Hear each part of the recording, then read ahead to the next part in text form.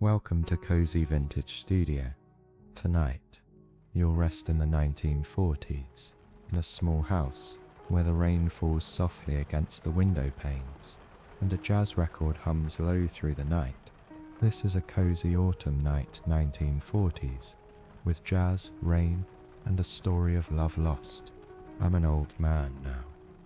Though once I had a home full of music and laughter, tonight, as the rain returns, the house begins to whisper memories I thought had gone quiet. It's strange, isn't it? How the mind grows still while the heart starts speaking. How rest can come, not from forgetting, but from remembering gently. So perhaps the question isn't how to move on, but how to keep love alive when only its echo remains. We'll wander together through small moments. Breathe slowly, let the jazz play. The rain started just after dusk, tapping lightly against the old window panes. I could hear it slipping down the glass, steady and patient, as if it remembered the rhythm of this house better than I did. The air smelled faintly of damp wood and coffee. I lit the lamp beside my armchair, its amber glow stretching across the floorboards like a quiet memory. Outside, the street was nearly empty, only the sound of rain filling the space where once her laughter used to echo. Nights like this have a way of stirring things.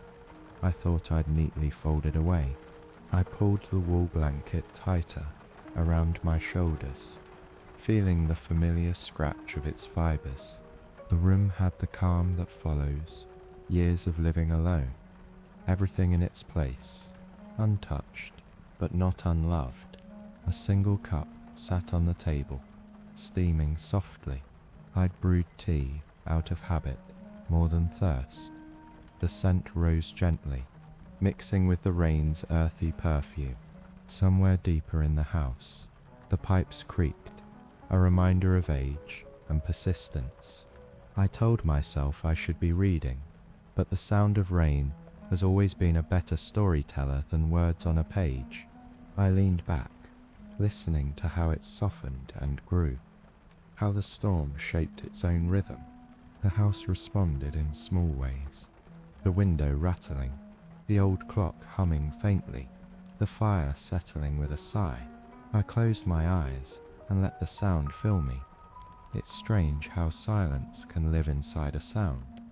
The rain doesn't intrude, it comforts. It's the same rain she loved. I can still see her by the window, tracing its paths with her finger, smiling at nothing in particular, or maybe at everything. The lamp flickered once, as if deciding whether to stay awake. I laughed under my breath. It's been with me for years, that lamp. We've aged together, humming through long nights. I reached over and adjusted the shade, a small movement enough to make dust shimmer in the light. Little things hold history, I've found. Not the grand events, not the photographs even, but objects like this. The lamp, the blanket, the chipped mug. They remember without effort. I envy them sometimes. Memory wears me down. It seems to polish them. A draft slipped under the door, and the flame in the lamp trembled. I rose to close the latch, and my knees made their usual protest. Outside, the world was a blur of silver streaks under the streetlight. The rain thickened, dancing on the cobblestones, spilling into the gutters like melted glass. I stood for a moment, my hand on the cold door frame, and thought of the nights she would wait for me at that very spot, coat half buttoned, pretending not to worry about how late I'd be. The memory hit softly, like a note played on an old horn, imperfect but true. Back in the chair, I let the warmth return to my hands. The tea had cooled, but I drank it anyway. The taste was faint, but familiar, the same blend she used to insist on. Because life is bitter enough, she'd say with that half smile of hers. I chuckled quietly. Sometimes I speak to her aloud, just small things, observations mostly, how the weather's turned, how the neighbour's roses bloomed again. It's not madness, it's company. The air answers back, if you're patient enough to listen. Rain helps with that. It fills the pauses, makes silence kinder. The record player sat in its corner, quiet for now. I'd promised myself not to play it tonight. Some promises are meant to be broken, though I wasn't ready yet. There's a kind of peace in restraint, the moment before the music begins. I traced the outline of the record cover with my eyes, the same one she'd played every Sunday morning, jazz that never tried too hard, just drifted like a conversation between two hearts that already understood each other. I smiled. Maybe later, I told myself, maybe when the rain slows. I looked around and realized how much of her still lived here. The faint perfume on a scarf draped across the chair, the photograph on the mantel, a younger version of us framed by laughter, her handwriting on a note tucked behind the clock, "Don't forget to buy milk." I never threw it away. You hold on to things like that, not because they matter, but because they once did. There's a difference, subtle but real.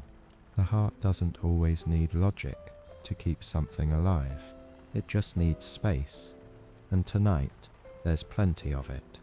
For a moment, I thought about turning on the radio, but decided against it. The rain already had its own melody, and I didn't want to interrupt. The room pulsed gently with warmth and shadow. I watched a droplet trace a long line down the window, catching the lamplight before disappearing. It reminded me of how moments fall, slow, deliberate, and gone before you can name them. I sighed. Maybe that's why I've come to love quiet nights. They ask nothing from you except to be present. No past, no future, just the sound of rain keeping you company. The kettle clicked softly from the kitchen, breaking the spell. I smiled at the interruption. Even the simplest sounds become companions in old age.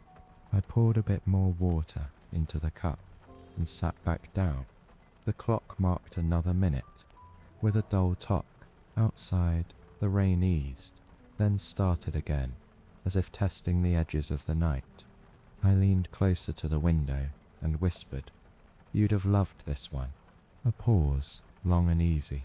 The rain answered with another steady rhythm, patient as ever, and somewhere inside me, something small and forgotten began to stir. The rain had found its rhythm by the time I crossed the room. It played steady against the window, soft enough to sound like applause. The lamp's glow fell in a golden pool on the wooden floor, catching the dust that danced like slow smoke. I stood before the gramophone, her gramophone, a beautiful old piece with brass petals that once gleamed. Its body carried small scratches, each one earned from decades of living. I'd kept it polished out of respect, though it hadn't sung in months.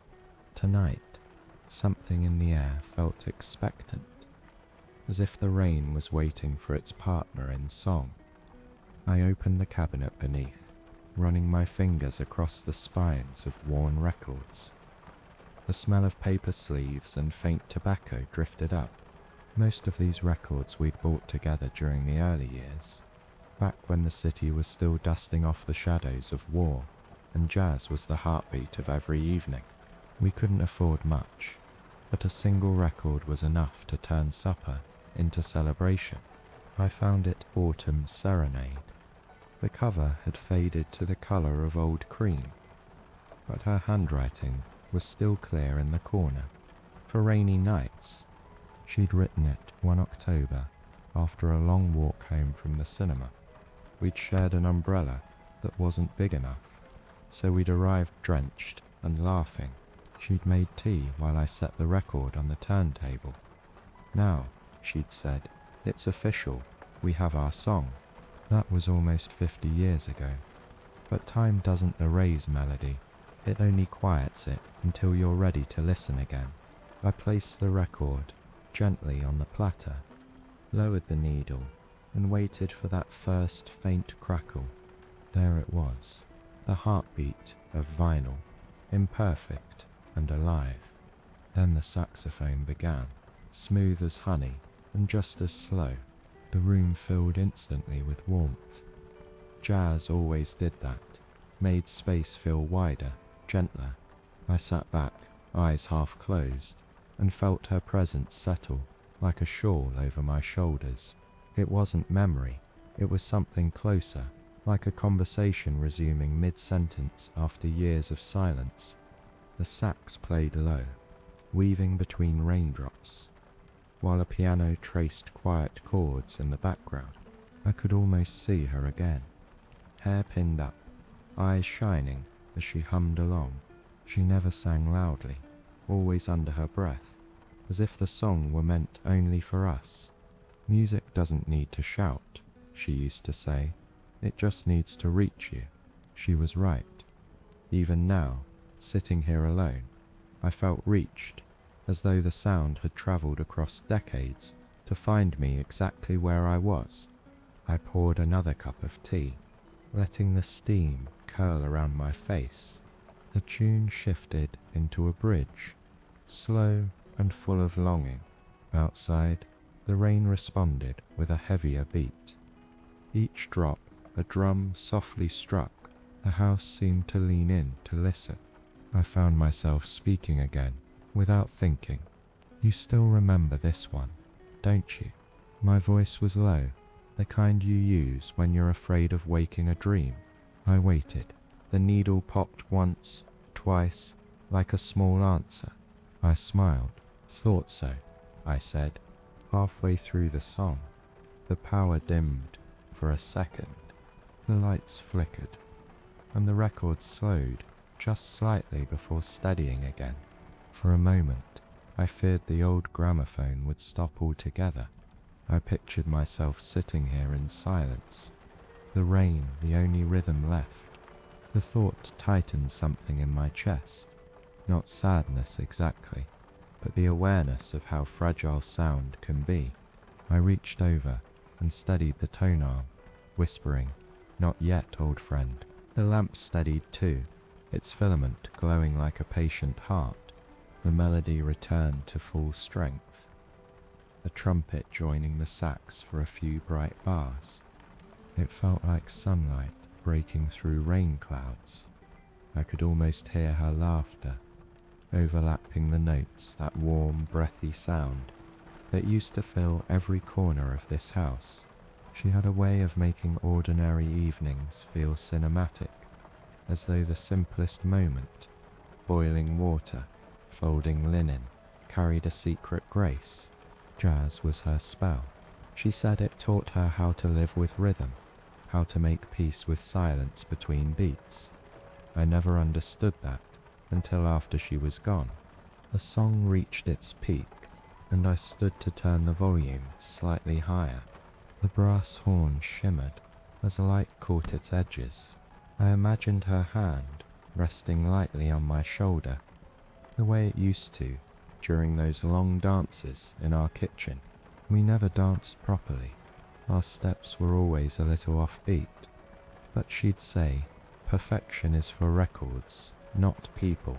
I chuckled quietly, realizing how much of her wisdom had lived rent-free in my mind all these years.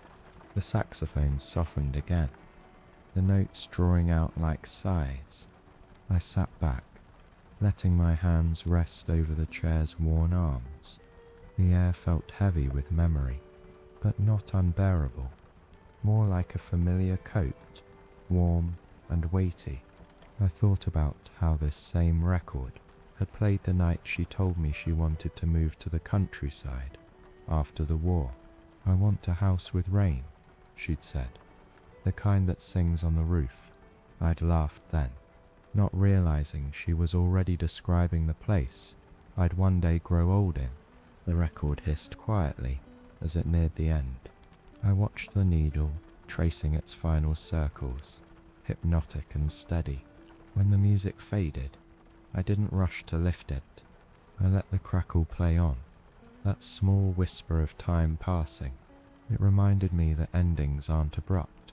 They fade, leaving space for something new to begin, even if that something is silence.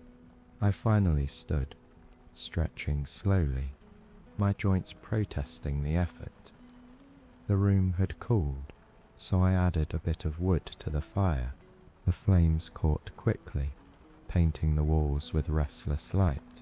I sat again, the record still spinning, soundlessly now. The rain had softened into a drizzle, more like breathing than weather. I found myself humming the melody under my breath. It wasn't perfect, but it was enough to make the house feel alive.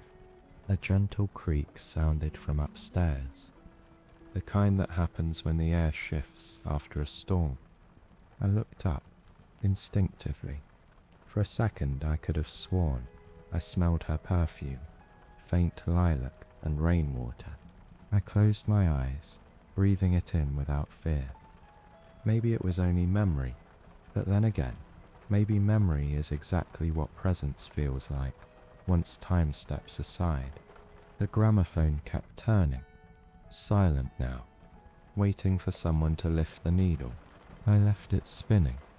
There was comfort in that quiet motion, the way life keeps circling even after the song is done. Outside, the rain had stopped completely. In its place, a single drop fell from the roof, slow and certain. I took it as a cue.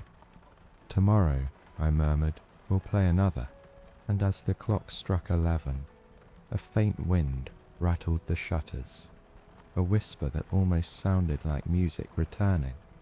The fire had settled into a quiet rhythm by the time I turned toward the mantel. The room glowed in shades of gold and shadow, the light softening every edge. The photograph was waiting there, same as always, standing inside its brass frame. She looked younger than I ever remember her. The green dress, the small pearl earrings, the smile that made people believe the world was gentle. I picked it up carefully. The glass felt cool under my fingertips. I never dust that frame. There's something about its thin layer of age that makes her look more real, as if time itself insists she's still part of this room. The photo was taken one October evening. We'd gone to a small studio downtown after saving enough for a portrait. I remember thinking how extravagant it felt, but she wanted to capture the good days before they slipped away. The photographer had a nervous tic. His hand trembled each time he changed the plate. Still, he managed to catch that expression of hers, somewhere between laughter and thought. I placed the photograph back, a little closer to the lamp, so her face caught the light. The glass glimmered, and for a second I saw her eyes flash, just as they had across a dance floor so many decades ago. That was her gift. She could make stillness feel alive. I leaned closer, whispering, "Evening, love." The rain outside answered, faint but steady. The room held that familiar hush that comes after the music ends. I could almost hear the echo of her footsteps, moving from one corner to another, soft and rhythmic. She always walked like she was following a melody no one else could hear. Sometimes, when the wind slips through the cracks of the window, it almost sounds like that rhythm returning. The photograph had survived so much. 2 moves, a small kitchen fire, and the careless hands of time. Once I dropped it by accident, and a small crack appeared near the bottom edge. It ran through the shadow of her dress, like a vein of lightning. I couldn't bring myself to repair it. The imperfection felt right, a reminder that beauty doesn't depend on being untouched. She used to say that too. Whenever I fussed about something breaking, "It's proof of living," she'd tell me, "and we're not meant to stay perfect." I sat down again, the photo still catching the light beside me. For a while, I just studied it. Her gaze in that portrait has always puzzled me. It's not directed at the camera, but somewhere just off to the side, like she was already looking at something or someone beyond the frame. Sometimes I wonder if she knew, even then, that I'd be sitting here one day, trying to find her in the shine of old glass. Maybe she was already preparing me for this quiet. A log shifted in the fire, sending a few sparks upward. The warmth brushed against my hands, but the rest of me stayed cool. I've never been good at heat since she left. It feels unearned somehow. The world goes on heating itself, while part of you stays frozen. Yet there's comfort in that too. The body remembers what the heart can't explain. I reached for the photograph again and tilted it slightly toward the sound of the rain. She'd like this night, I thought aloud. Not too cold, not too lonely. There was a faint tap from the window. Maybe a loose branch. I ignored it. These old houses have their own languages, and I've learned not to translate every sound. Instead, I let my gaze wander around the mantel. Beside the photograph stood a small vase, chipped near the rim. It once held dried lavender, her favourite. The scent had long faded, but the memory of it hadn't.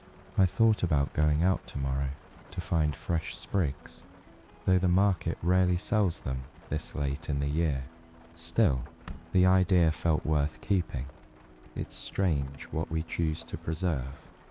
I've kept every letter she wrote, every grocery list she left on the counter, even the half-used lipstick in the drawer. People might call it clinging, but I see it differently. These things aren't relics. They're proof that life once vibrated through this house. When I dust the shelves or sweep the hallway, I can almost hear her voice giving small directions, always gentle, always certain. She had a way of turning chores into rituals. I took another sip of tea. It had gone lukewarm again, but I didn't mind. The flavour mixed with a faint scent of smoke and rain. The combination made the room feel fuller somehow, as though she was sitting just beyond sight. I caught myself straightening my collar, the way I used to when she'd glance over and smile at how poorly I managed a tie. "You're hopeless," she'd tease, then fix it herself with deft fingers. I can still feel that touch sometimes, especially when the lamp hums at this pitch, the same quiet tone as her voice when she whispered my name before sleep. The photograph seemed to change as the minutes passed. The lamplight softened the lines, blurring her into something almost breathing. It's a trick of the eye, I know, but I've come to treasure it. It's as if the light remembers what I'm not supposed to forget. I thought about the last time we looked at that photo together. It was the spring before her illness, and she laughed, saying, "I look too serious there. You should have made me laugh harder." I told her she looked timeless. She rolled her eyes and said, "That's just another word for old-fashioned." She never believed how beautiful she was. The fire crackled again, the sound wrapping around the room like punctuation. I leaned back, letting the chair creak in reply. The night outside deepened. The rain slowed to a whisper. Every so often, a car passed, its lights painting quick gold stripes across the walls. Each time, the reflection skimmed over her photograph and made her face shimmer, fleeting but alive. It reminded me of how she'd turn her head toward the cinema screen when the light flickered across it, her features half shadowed, half glowing, moments that made time feel generous. A gust of wind pressed against the window, and the flame in the lamp fluttered. I rose to secure the latch again. When I turned back, the photograph caught the flame's last steady glow. I smiled at it, tired but grateful. "Still keeping me company," I murmured. My voice sounded softer than I expected. I set the photo back on the mantel and stepped away slowly, careful not to disturb the quiet. that had settled over us both. As I passed the record player, I noticed the needle still resting where I'd left it. I lifted it gently and slid the record into its sleeve. My fingers brushed against the corner of a small envelope tucked underneath, one of her letters, no doubt. I didn't open it yet. The photograph had already done its work tonight. Too much memory at once can unsteady the heart. Better to leave some for tomorrow. The lamp hummed again, faint but steady, and the rain began anew, a lighter drizzle now, playful against the glass. I turned toward the stairs, but paused. The photograph gleamed faintly in the background, a silent promise that the night wasn't done speaking. I left the lamp on, just enough for her to keep watching. The house, wrapped in its coat of rain and light, seemed to breathe along with me, and as I reached the doorway, a single thought came quietly. Perhaps memories aren't meant to fade. They're meant to find new ways to stay. The rain softened overnight, but by morning it had returned in waves, brushing the windows with a gentle persistence. I sat at the kitchen table for a while, listening to its rhythm, before deciding to walk back into the study. The air in there always carried a faint scent of paper and lavender oil, her scent really, because she used to keep her writing things neatly arranged on that old oak desk. I hadn't opened the drawers in months. There's a strange sort of reverence that grows around objects untouched. You start to imagine they'll vanish if handled too roughly. Still, curiosity has its own voice, and that morning it was louder than usual. I set my cup down beside the lamp and pulled the chair forward. The first drawer came open, with a small sigh, wood sliding against wood. Inside lay a world folded into stillness. Fountain pens, a small tin of sealing wax, a dried sprig of rosemary, and beneath it all, a bundle of letters tied together with a faded blue ribbon. The sight of that ribbon stopped me cold. I remembered the day she'd chosen it, at a small shop that smelled of dust and violets. "Blue keeps secrets," she'd said, laughing. I didn't believe her then, but looking at it now, I wondered how many it still held. I lifted the bundle out carefully. The ribbon's knot had loosened with age, but it held firm enough to show that someone, maybe me, maybe her, had tied it with care. I set it on the desk and sat back for a long moment, my hands resting on either side. Rain tapped the window again, softer now, as if waiting. I untied the bow and spread the letters across the desk, like a hand of old cards. Each envelope carried her handwriting, graceful, slanted, a little uneven where the ink had pooled. Some were addressed to me, others just bore dates. I recognized a few from our early years, written when I was away for work, but there were others I'd never seen. I opened the first one on top. The paper made a quiet crackle, delicate but determined to survive. The words were simple. She wrote about the small details of her days, the bread that didn't rise properly, the neighbour's new cat, the rain that refused to stop. Her letters had always been conversations, never confessions. Reading them now, I could hear her voice as clearly as if she were standing by the window, half smiling, one eyebrow raised. "You'd think rain would get tired," she'd say, "but no, it just keeps at it." Halfway through the stack, I found one written in a different tone. The ink had faded more than the others, but the writing was steady. The date read November 1944, the winter before I returned from overseas. I hadn't known she'd written me during those weeks. The letter began the same as the others, with news about the town, but soon her words deepened. "Every night I hear the wind and think it sounds like the sea," she'd written, "and I wonder if it sounds the same where you are. I wish I could tell you that I'm brave, but the truth is, I've started sleeping with the lamp on. I stopped reading for a moment. The lamp on her bedside table, the same one that now sat beside me, hummed softly, its glow steady against the grey morning. I felt a sting behind my eyes, but blinked it away. The rest of the letter was gentler. She'd ended with a line I'd never seen before. If you can, send me a bit of the sound from where you are. A note, a whistle, anything that tells me the world still sings. I folded it slowly and set it aside. The room had grown warmer, though I hadn't stoked the fire. That's what memory does. It shifts the temperature without warning. I took another from the pile, one with a small smudge of lipstick on the corner.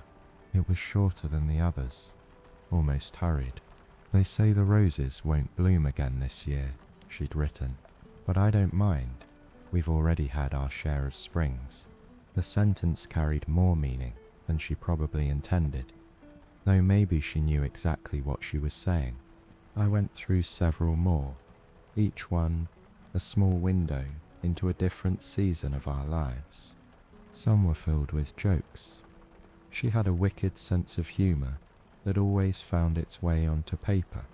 Others were quieter, tender, without saying so directly. That was her way. Love for her was something you showed in the rhythm of your sentences, in the choice of what you left unsaid. As I reached the last envelope, I hesitated. It was sealed, unlike the others, and unmarked. The paper had yellowed unevenly, and the flap had stuck firmly shut. For a while I just stared at it, weighing the impulse to open it against the fear of what might be inside. Some words are safer when unread, but curiosity, that gentle, dangerous thing, won again. I slipped a knife under the flap and lifted it open. Inside was a single sheet, written in her smallest, neatest script. For you, when the music stops, it began. My breath caught. She must have written it long after I thought she'd stopped leaving notes for me. If you find this, promise me you'll keep the gramophone running now and then. Don't let silence take the house. There's still beauty in sound, even if no one's here to dance. I read the line twice, maybe 3 times. It was so like her, a request wrapped in kindness, never an order. She ended with, "When you listen, I'll be near." After all, music is only memory with rhythm. I folded the letter and sat very still. The room seemed to listen with me. Outside, the rain paused for a breath, before starting again, light but steady. I realized she'd given me a map of sorts, a way to navigate the years after her. The records, the lamp, even the rain. They were her reminders to keep the melody alive. I gathered the letters and tied them back together with the blue ribbon. The knot came easily, almost as if the fabric remembered her hands.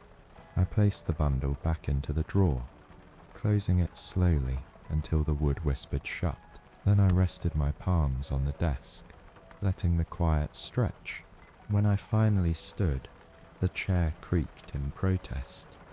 I walked to the window and looked out at the street. The rain had eased into a fine mist. The air smelled of wet leaves and the faint sweetness of chimney smoke. Across the way, a boy in a brown coat splashed through a puddle, laughing as he went. The sound carried clearly, clean and bright. It was the kind of laughter that used to pull her to the window every time. I smiled, almost without meaning to. "Still music," I said softly. The glass fogged slightly with my breath. Behind me, the lamp flickered once, the light catching the blue ribbon where it lay hidden in the drawer.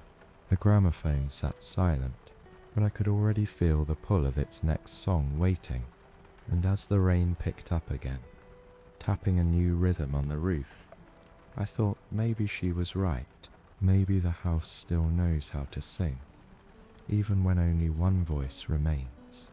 Evening slipped in quietly, the way it always does in autumn, with soft gold light that fades before you can thank it for coming.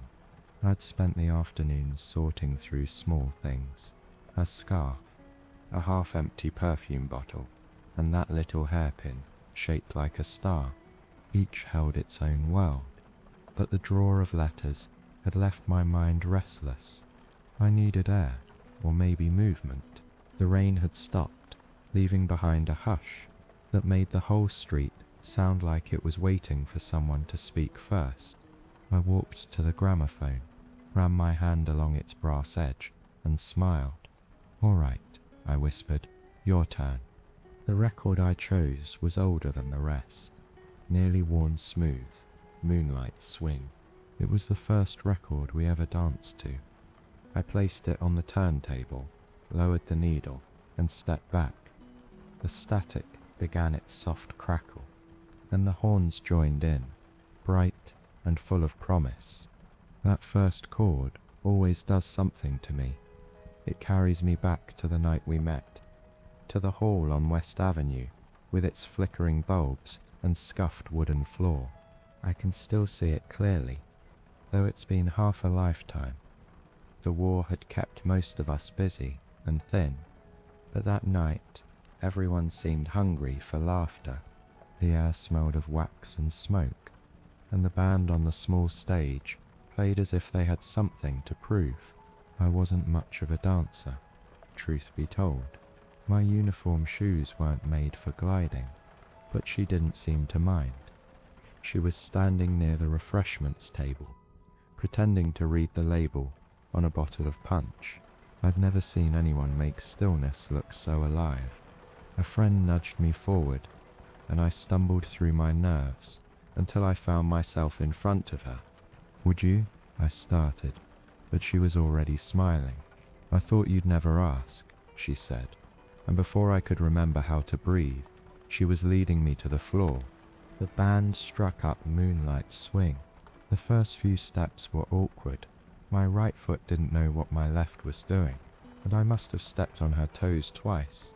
But she laughed, that bright, bubbling laugh that cut through the noise of the crowd. "Relax," she said. "The floor won't collapse." Her hand found mine, steady and sure, and suddenly the music found me too.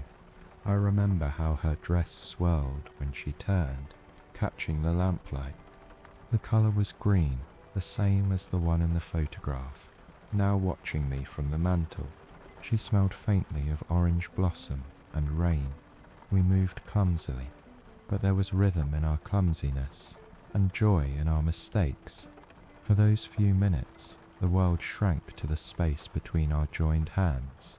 The band's trumpet player missed a note near the middle, and she tilted her head, whispering, "He'll recover."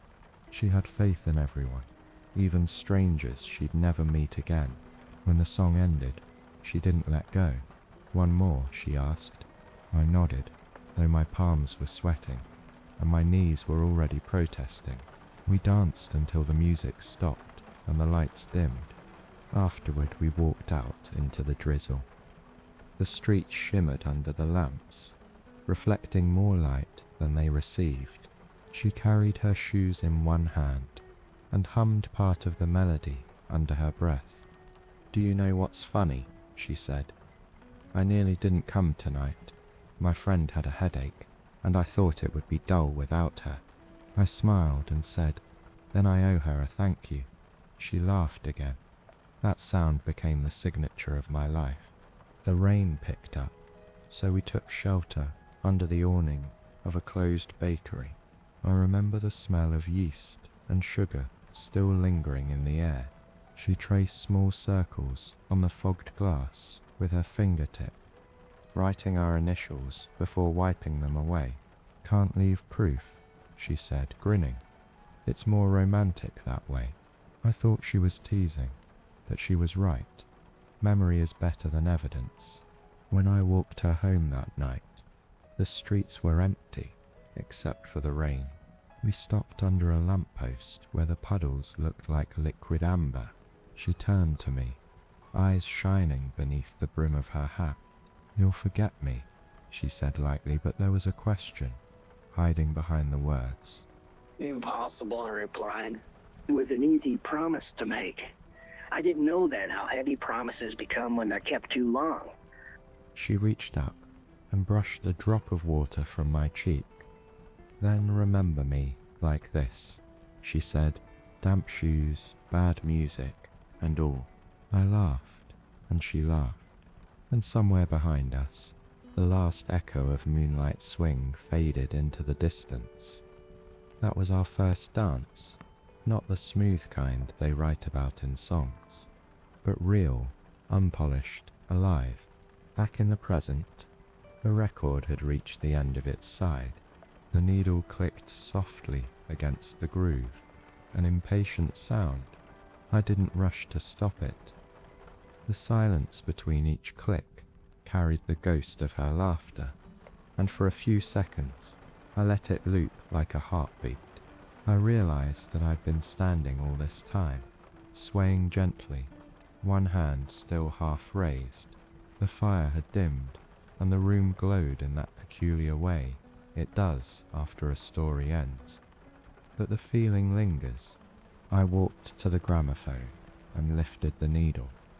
The record still spun, the label blurring into a small circle of colour.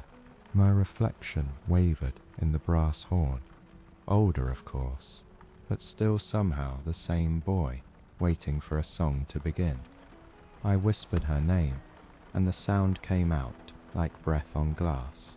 I placed the record back in its sleeve, tracing the crease where her handwriting had faded. Our first dance.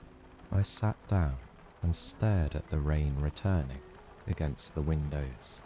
It had found a slower rhythm now, gentle and almost shy, the kind of rain that knows it's being listened to.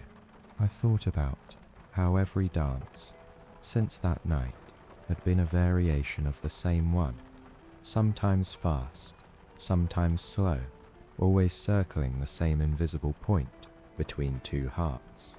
Love, I suppose, is just a long dance with pauses. The lamp flickered once more, and I smiled. "You'd laugh if you saw me now," I said quietly. Still clumsy, a creak from the floorboard answered, soft but clear. Maybe the house remembered too. I closed my eyes and pictured her there again. Green dress swirling, eyes full of mischief. The music was gone, but I swore I could feel her rhythm still moving through me, steady as breath. When I opened my eyes, the room felt lighter, as if it had exhaled. The photograph on the mantel caught the lamp's reflection, her smile shining briefly before settling back into stillness. I leaned back, listening to the rain stretch across the roof in long, slow patterns. Somewhere deep inside, I knew what the next drawer held, what memory would come next.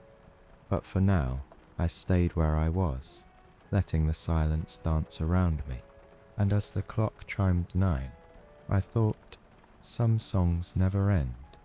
They just learn to rest between beats.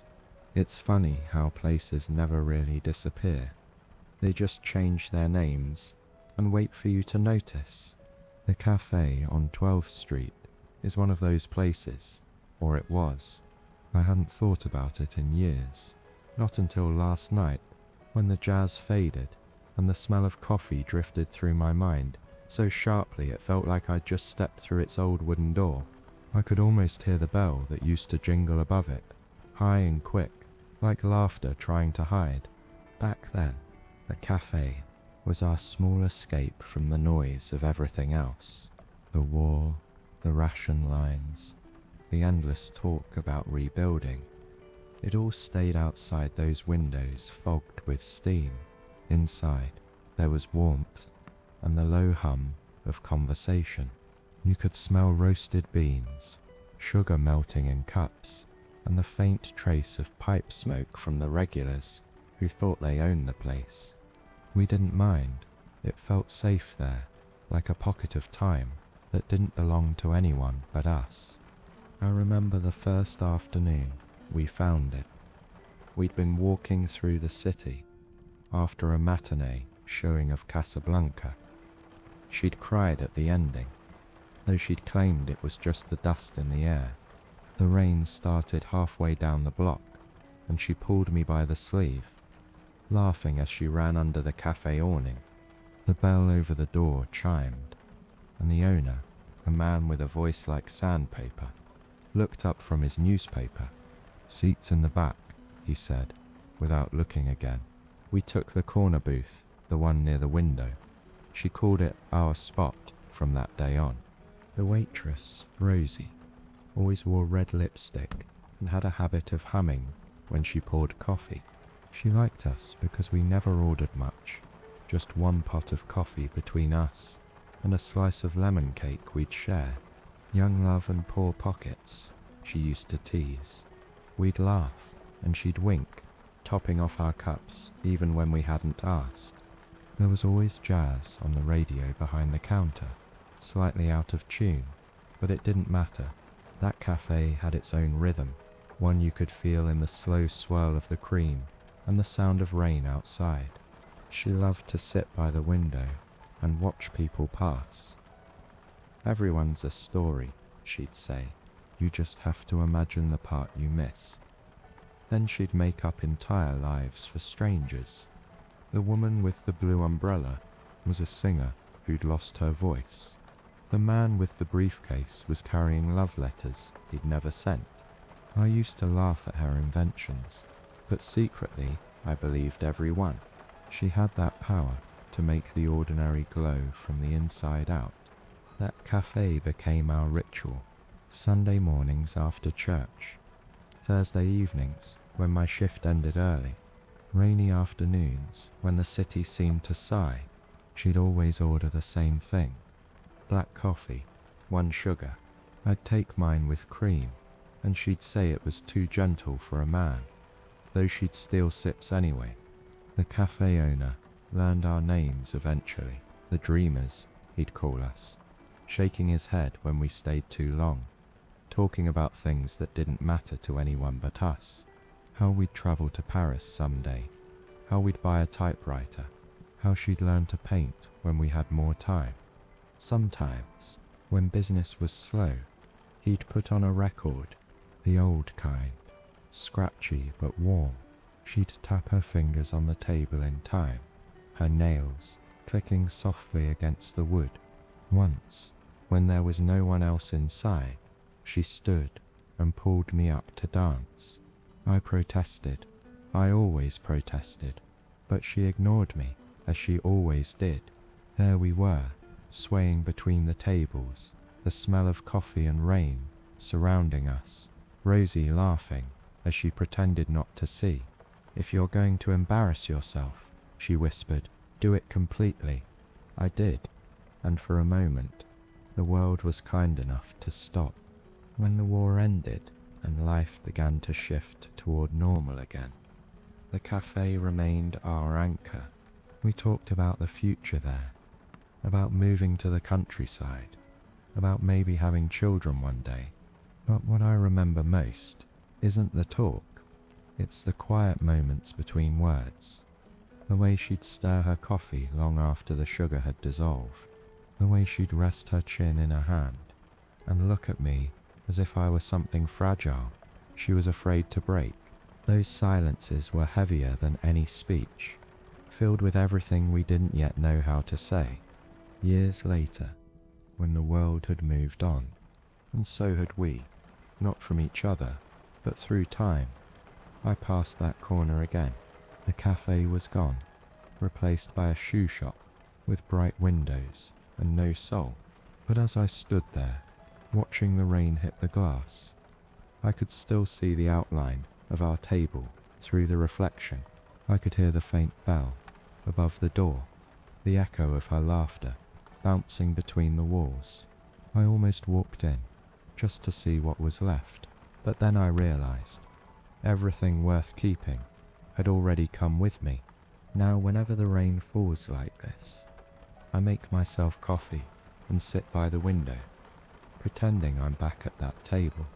I pour 2 cups out of habit, though only one ever cools. I can still see her across from me, hands wrapped around the porcelain, steam curling around her smile. I talk sometimes, softly, the way I used to. I tell her about the neighbour's new dog, about how the streetlights take longer to come on these days.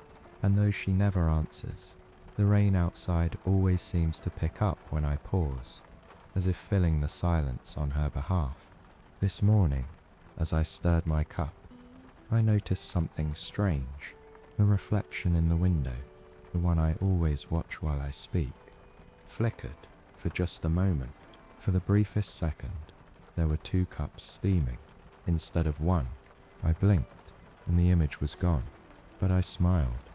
Maybe the rain had blurred the glass, or maybe I'd been lucky enough to glimpse her sitting there again, exactly as she was, hair pinned up, eyes bright, a touch of mischief on her lips.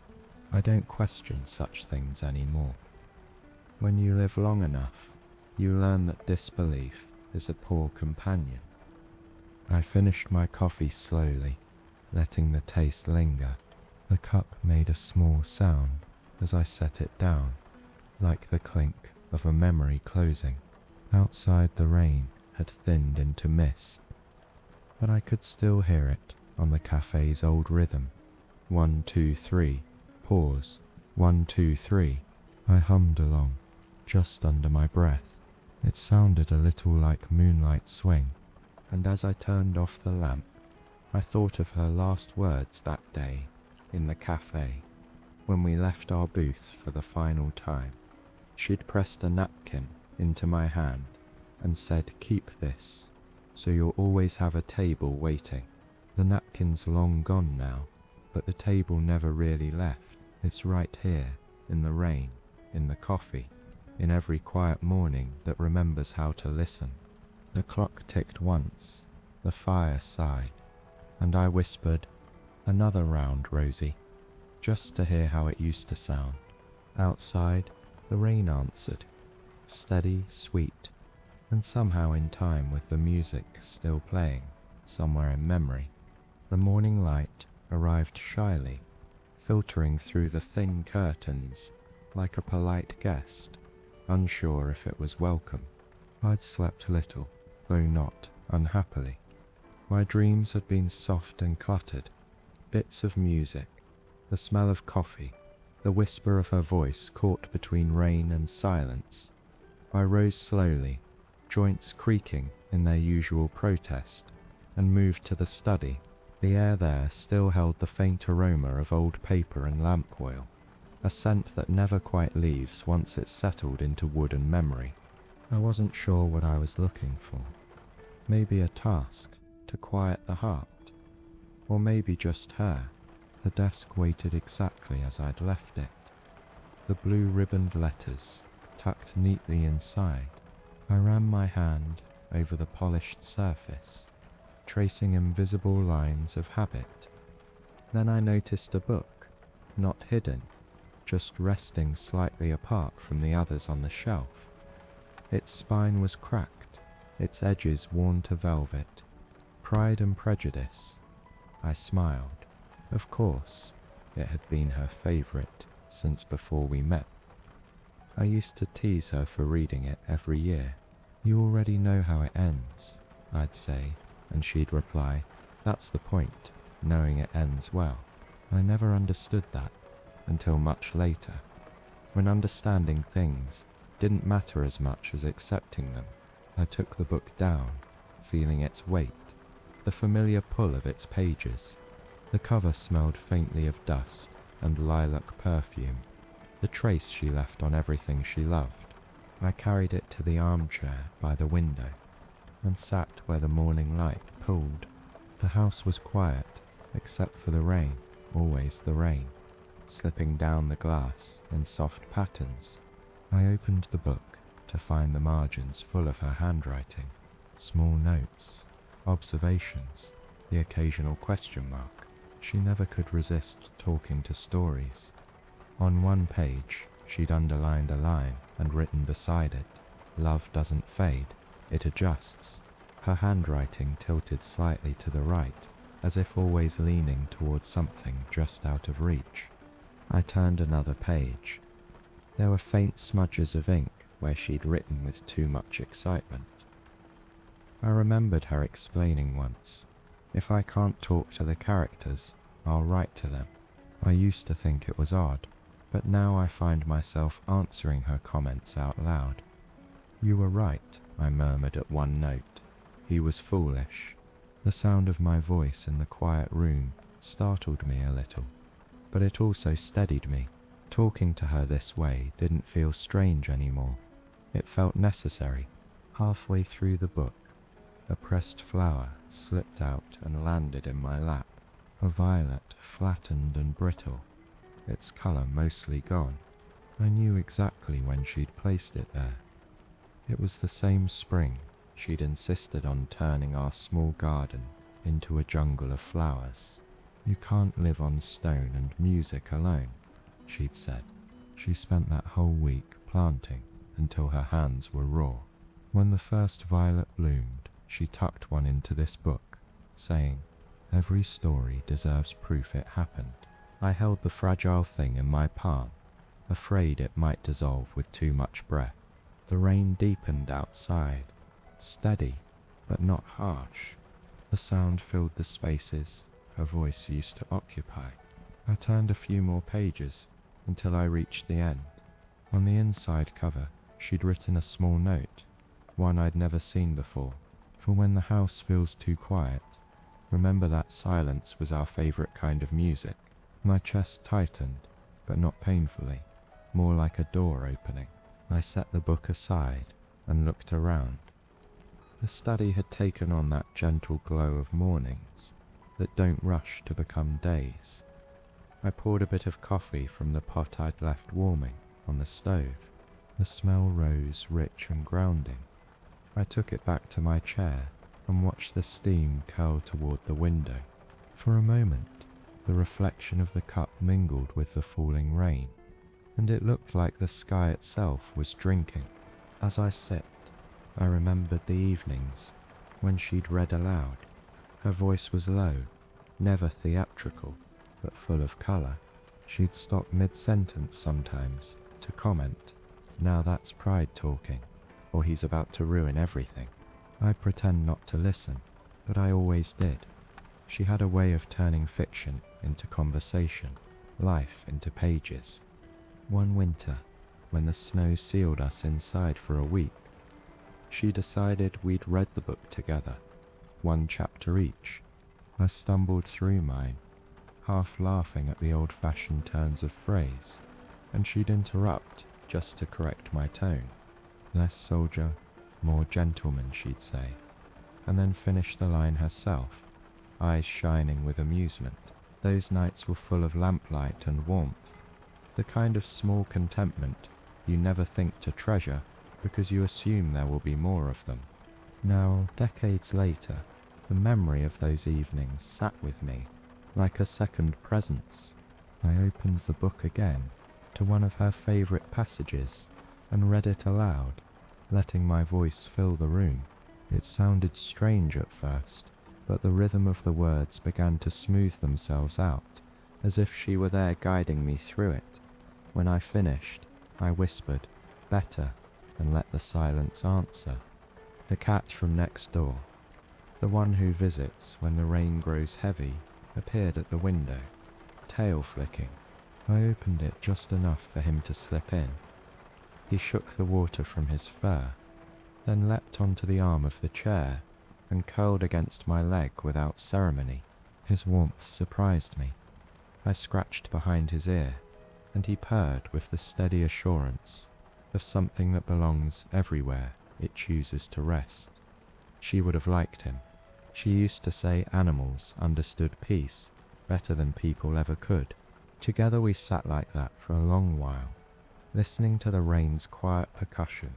The cat's purring synced almost perfectly with the rhythm outside, and I found myself breathing in time with both. I thought about the line she'd written, "Love doesn't fade, It adjusts. Maybe that was what this was.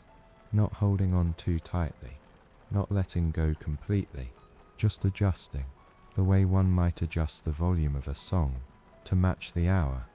When the rain finally slowed, I marked the page with the pressed violet and closed the book. The cat lifted his head, blinking at me, as if to ask what came next. I smiled. We'll read more later, I told him. I placed the book on the desk beside the lamp, its worn spine catching the last light of morning. The rain had left the air clean and new. As I stood, the floorboard near the window gave its familiar groan. I paused, listening. Somewhere beyond the walls, a bird called hesitant. As if testing the quiet, I looked back at the book and felt something settle inside me, something gentle and certain. The story she'd loved so much wasn't just hers anymore. It had become the way I remembered her, not frozen, but alive in the margins, still speaking. I reached for my cup, took the last sip, and whispered toward the shelves. Yes, my dear, it does end well. The cat blinked slowly, then went back to sleep. Outside, the rain began again. Softer this time, like applause that doesn't want to wake anyone. By late afternoon, the clouds thinned into long ribbons of grey and gold. The rain had quieted to a memory, leaving the streets damp and shining. I decided to take a walk, something I hadn't done in weeks. The air held that unmistakable scent of October earth, smoke, and the sweetness of leaves surrendering their colour.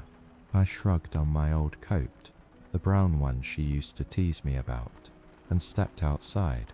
The door creaked in farewell.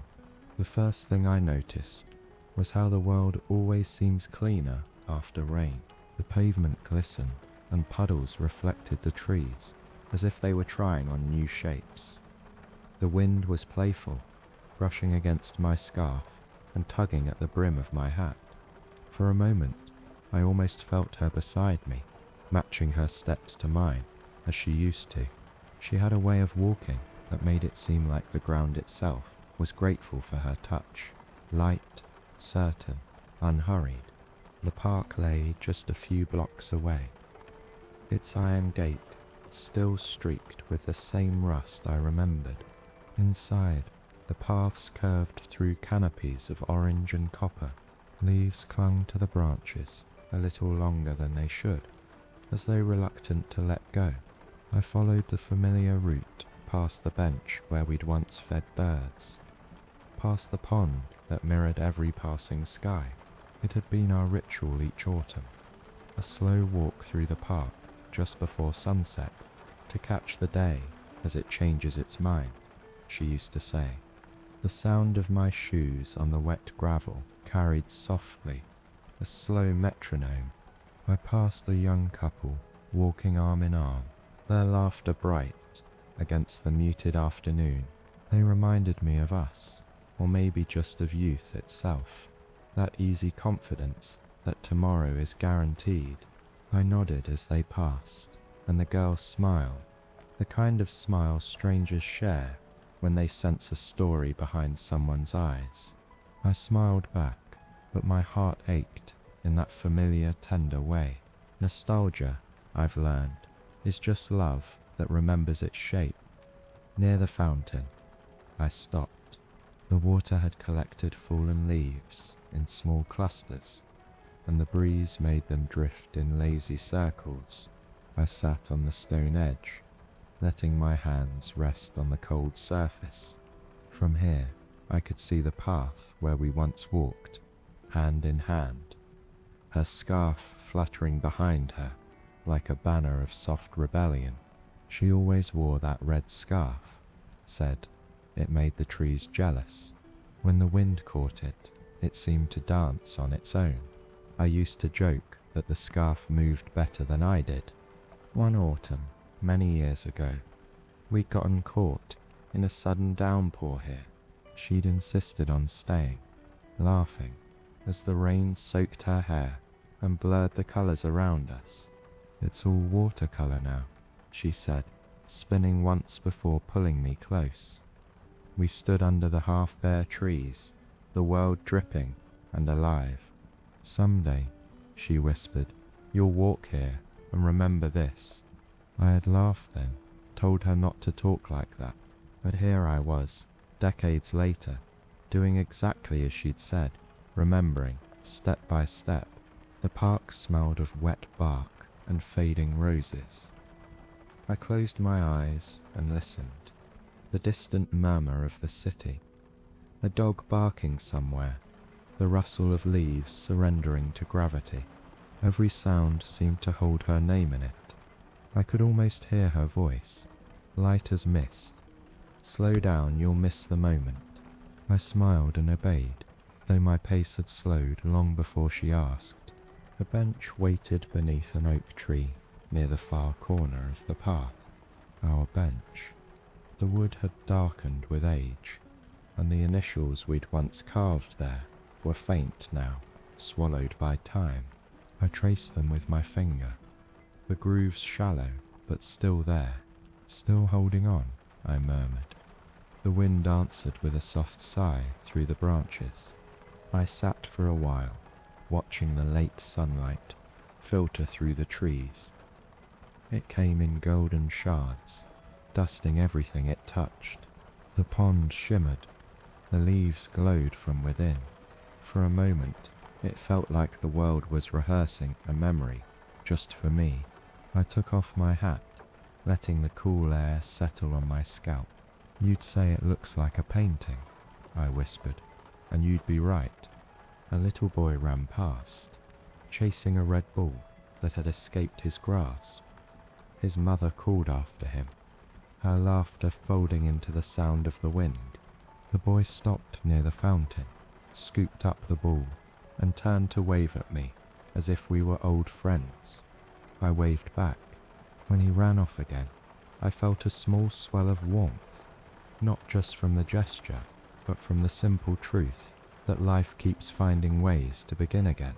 I thought about the last autumn we spent here together. She had grown quieter then, though she never complained. We'd sat on this same bench, the air heavy with the scent of burning leaves. She'd rested her head on my shoulder and said every leaf falls in its own time. Don't rush yours. I hadn't understood her words that day, not fully, but now sitting alone, I did. It wasn't sadness she'd spoken from, it was acceptance. The light began to fade, and the park turned to gold one last time, before surrendering to dusk. I rose slowly, knees stiff, but heart lighter. As I started toward the gate, a single leaf broke free above me, spiraling down. I caught it instinctively. It was amber, veined with crimson, still damp from earlier rain. I turned it over in my palm, smiling. "You'd have liked this one," I said aloud. The leaf fluttered slightly in the breeze, then settled. On my way home, the street lamps flickered to life, each one humming softly. The air cooled, carrying the faint scent of chimney smoke. My footsteps echoed, but not alone.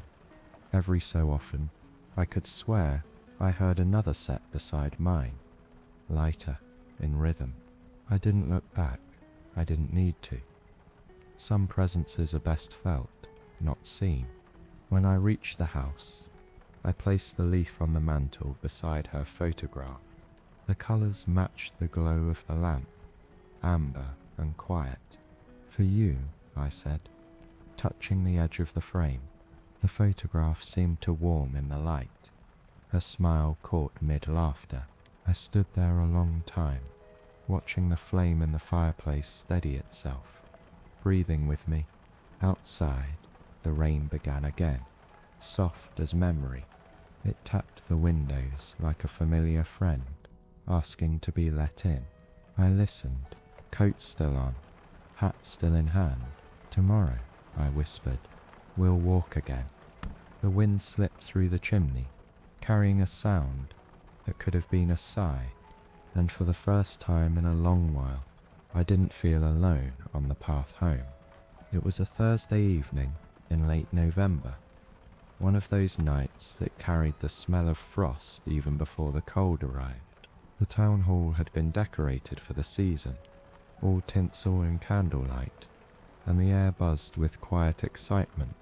I remember adjusting my tie twice before we left the house. She teased me for it, of course.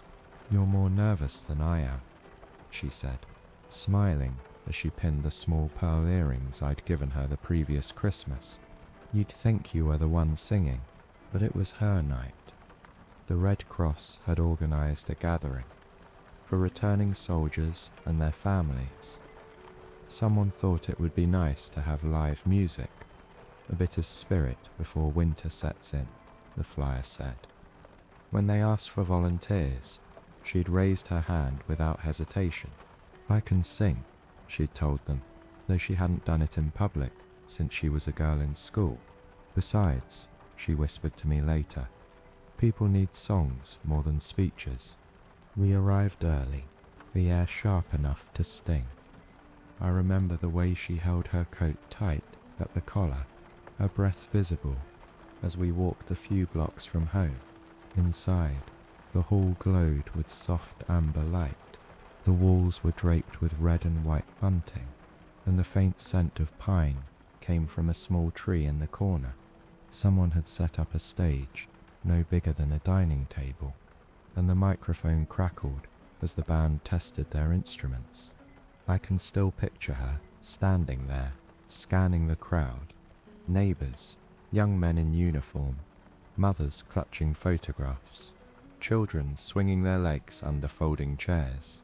She looked calm, but I saw the small tremor in her hands as she smoothed her dress.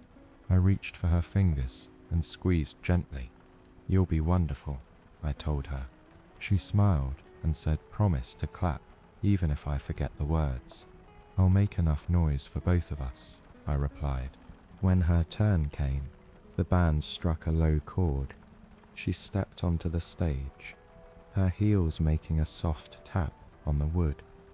The room quieted almost instantly, the kind of hush that only comes when people sense they're about to witness something fragile. The pianist looked up, nodded, and began the opening notes. It was "I'll Be Seeing You," the song every heart seemed to know that year. The first note she sang was soft, almost shy, but it carried. The room seemed to lean toward her. Her voice wasn't trained or showy. It was warm, steady, and full of something honest. The kind of sound that didn't just travel through the air, it stayed in the chest, right where memory lives. I remember how she closed her eyes on the line, "I'll find you in the morning sun," and for a moment, I could almost believe time itself had stopped to listen. The soldiers at the back, men who'd seen too much, sat motionless, their faces softening in the light. One man wiped his eyes without shame. The pianist smiled halfway through the song, catching her rhythm as if he'd known her all his life. When she reached the final line, her voice thinned just slightly, breaking on the word "you." It wasn't weakness, it was truth, the kind of imperfection that makes something real. When the song ended, the silence that followed was longer than applause. Then the hall erupted. People stood, clapping, whistling, calling her name. She laughed, that bright, surprised laugh of hers, and made a small bow. The band began another tune, livelier this time, and the tension that had filled the room melted away. She came down the steps, cheeks flushed, eyes sparkling. "You see," I said, "I told you so." She squeezed my hand. "No," she said, "you promised." We danced then, right there near the back of the hall. The floor was crowded, the band slightly off tempo, but none of it mattered. Her voice lingered in the air, still humming between the brass notes. I could feel people glancing at her, at us, smiling, grateful. It wasn't fame, it was something purer. For a few minutes, She'd given everyone in that room permission to hope again. Afterward, when the music slowed, we stepped outside for air. The night was clear, and the stars hung low over the rooftops. She tilted her head back and said, "It felt like singing to ghosts." I looked at her, puzzled. "Not in a sad way," she added quickly, "just as if they were listening too." I didn't know what to say, so I just nodded. The way she said it, I almost believed they were. We walked home slowly, our breath mingling in white puffs. The sound of laughter drifted from the hall behind us.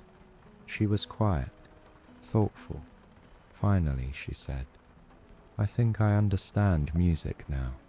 It's not about being heard. It's about reaching what can't answer back." I wanted to tell her that she had, that she'd reached me, but I didn't know how to say it then. So I simply took her hand. She understood anyway. She always did. Back at the house, she slipped off her shoes by the door and hung her coat on the same hook she always used. I poured her tea, though we both knew it would go cold before she finished it. She stood by the window, looking out at the street. "They'll go back tomorrow," she said quietly. "Some will come home again, some won't." She turned, smiling faintly. I just wanted to give them something to carry. Years later, long after the hall was torn down and the war reduced to paragraphs in books, I found the program from that night folded between the pages of Pride and Prejudice. In her handwriting across the top, she'd written, "For them, for you." I'd forgotten she'd said that.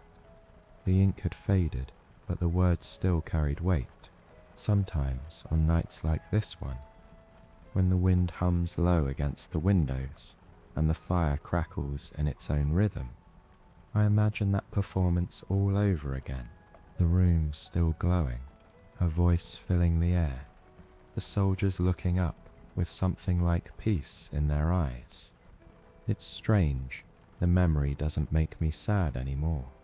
It makes me grateful, because for one night, in the middle of so much uncertainty, she managed to remind everyone what beauty sounded like. I rose from the chair and walked to the gramophone. The same song waited there, resting among the others. I lifted the record and set it spinning. The needle caught, the static whispered, and then her voice returned. Not the exact sound, of course, but close enough to fool the heart. "I'll be seeing you in all the old familiar places." The rain outside began to fall again, softly, perfectly in time. I leaned against the window, listening, and smiled. "You're still singing," I said. The cat stirred from its spot near the fire, tail flicking once as if in approval. I turned down the lamp until the room glowed only faintly, the light matching the sound. When the record ended, I let the needle spin in silence, the faint hiss fading into the rain. I didn't move to stop it. Some endings deserve to linger, and somewhere beyond the glass, I thought I heard it, the single clear note carried on the wind, her voice still travelling, still reaching what can't answer back. It arrived on a morning too bright for the kind of news it carried.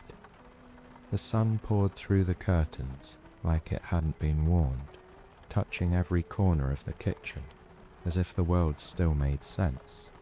I remember the clatter of dishes, the hiss of the kettle, and the soft hum of a song she'd been singing while she cooked. The smell of bread filled the room. I was shaving in the small mirror by the door when the knock came. 3 short raps, official, practiced. She called out for me, wiping her hands on her apron. "Someone's at the door, love." I remember the tremor in her voice. Not fear exactly, just an intuition people used to have in those days. We all lived with a quiet expectancy, the way you listen for thunder after lightning. When I opened the door, the young man standing there couldn't have been older than 20. His cap was too big, and his uniform still smelled of starch. He didn't look at me directly. Instead, he held out the envelope like it was burning his hand. I took it without a word. The boy nodded, mumbled something like, "I'm sorry, sir," and left. His boots made a hollow sound on the wet pavement. I closed the door, turned, and for a moment just stared at the small yellow slip. It looked harmless, ordinary, paper and ink, nothing more, but my stomach had already understood what my mind refused to read. She was standing near the stove, still holding the wooden spoon she'd been using. "Is it from your regiment?" she asked, her eyes wide, steady. I nodded, but didn't speak. My hands shook as I tore it open. The words were brief, they always were. A name, a location, a phrase of condolence, that was all. One of my dearest friends, gone. A man I'd trained with, fought beside, shared bread and silence with. Just like that, reduced to a handful of words that would fold neatly into my pocket. I handed it to her because I couldn't bring myself to read it again. She took it carefully, as if afraid it might crumble. After a moment, she reached out and touched my sleeve. "Sit," she said softly. I obeyed. She placed the telegram on the table and poured tea into 2 cups, though neither of us would drink it. The steam rose between us, a fragile bridge. We sat in silence for a long while. The clock ticked. The kettle whistled once. Before going quiet, I could hear the faint murmur of a neighbour's radio through the wall. Cheerful music, completely unaware. It struck me then how the world never pauses for grief. It just keeps humming along. She finally spoke, her voice low but firm. "He was the one who played harmonica, wasn't he?" I nodded.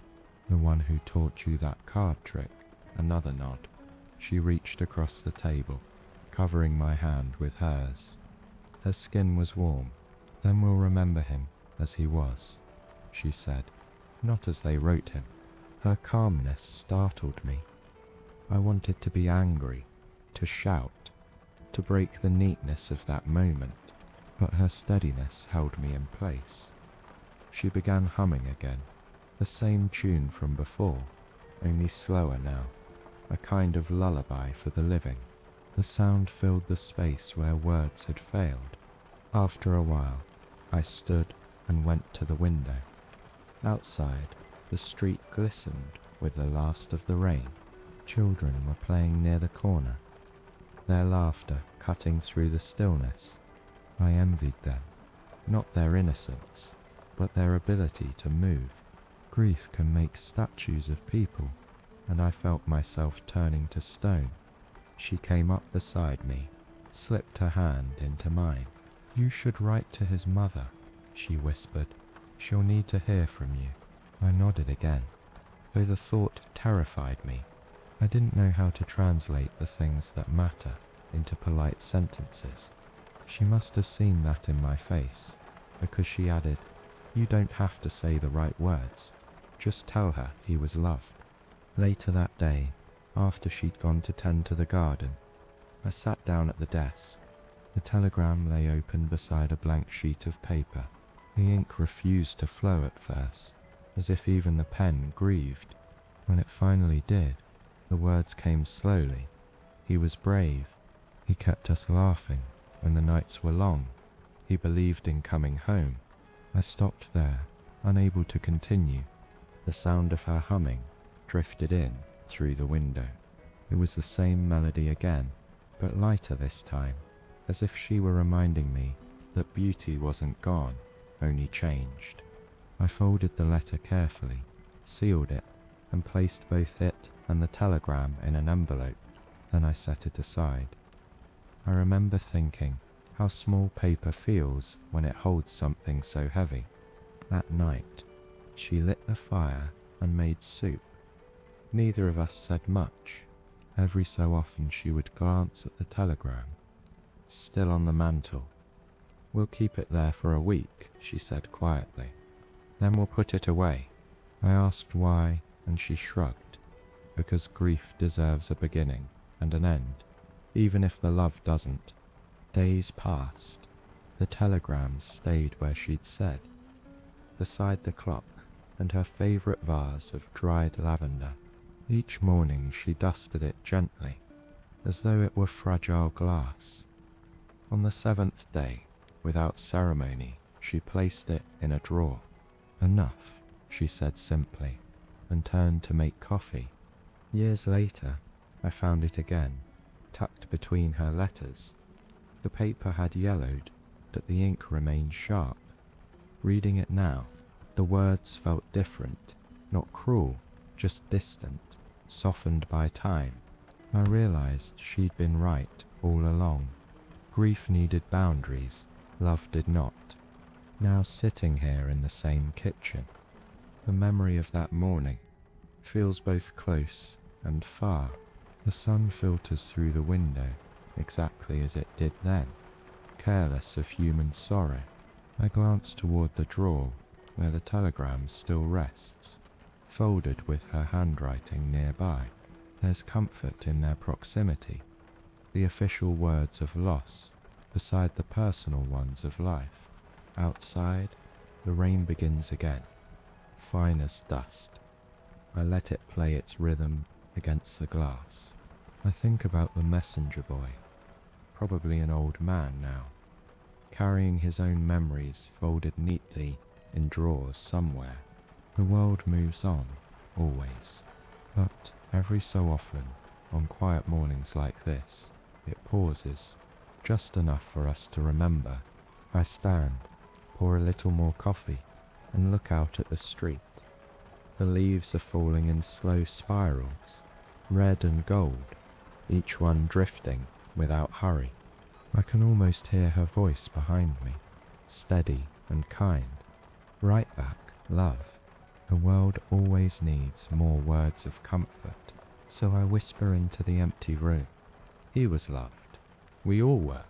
And the rain, steady and sure, seems to nod in reply. The day the war finally ended was quiet. You might think there would have been trumpets, cheering, something triumphant. But here, in our little street, the air felt emptied, like a stage after the curtain falls. I remember stepping off the train, my duffel heavy on my shoulder, the platform slick with rain. Steam curled from the engine and drifted past the faces waiting beyond the gate. Men were laughing, some shouting, a few crying openly. But even then, a part of me was still searching. My eyes kept scanning the crowd, looking for the green of her coat. It wasn't there. I told myself she'd be waiting at home. The thought carried me through the walk back, past the corner bakery with its closed shutters, the bookstore where we used to linger on Sundays, the cafe on 12th Street, now half boarded up.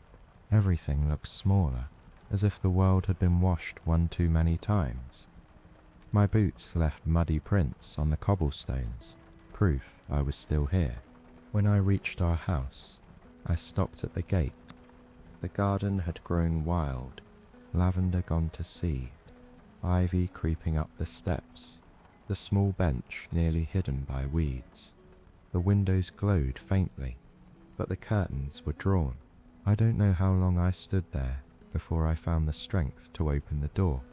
The hinges protested, the familiar squeal of homecoming. Inside, the air smelled of dust and something faintly sweet, lilac soap maybe. The lamp on the table burned low, its wick nearly out.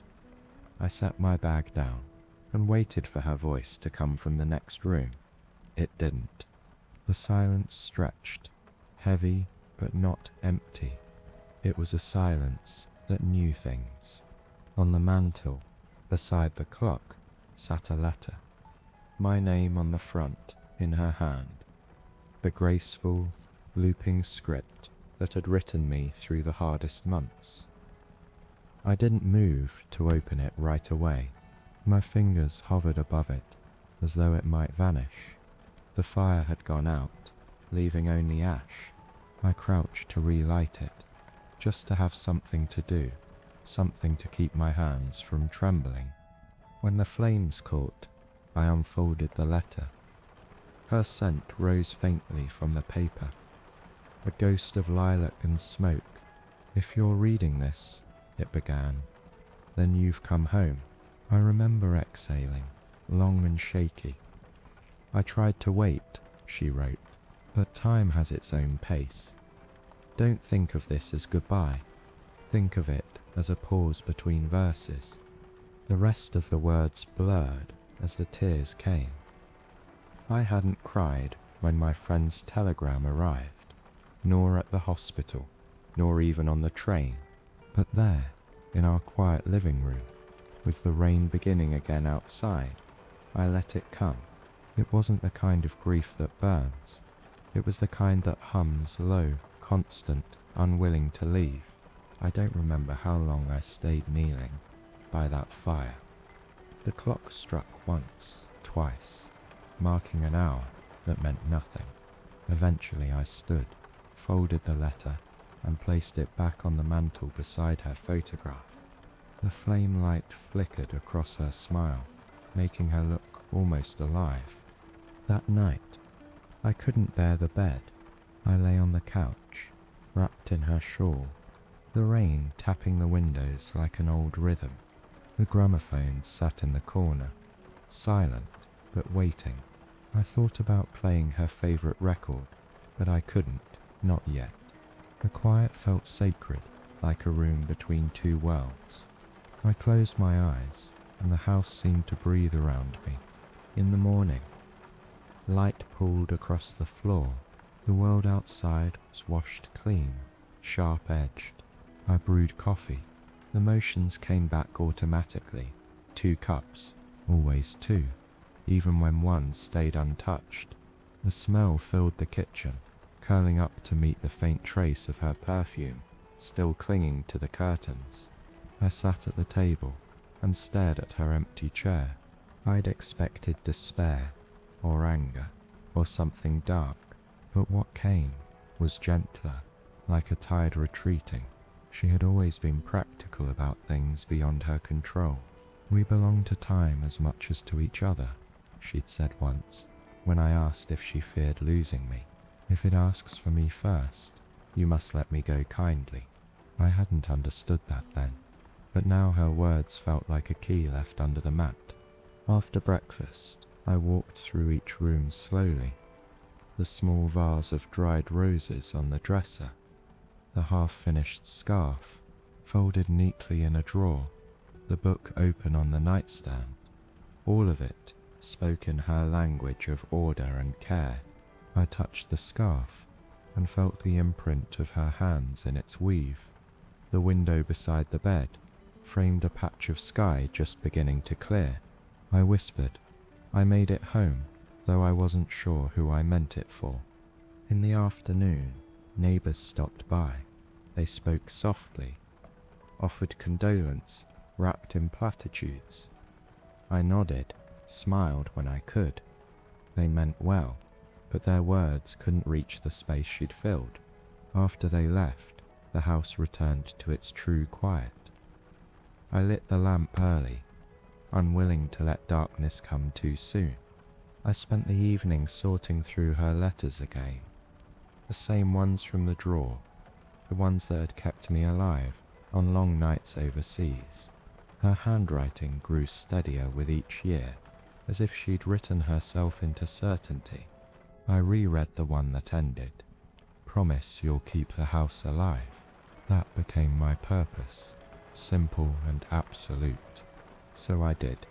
I fixed the leaks she used to scold me about, oiled the hinges, repainted the door. I kept her scarf draped over the armchair, just as she'd left it. Every evening, I played a record, even when the music made my chest ache.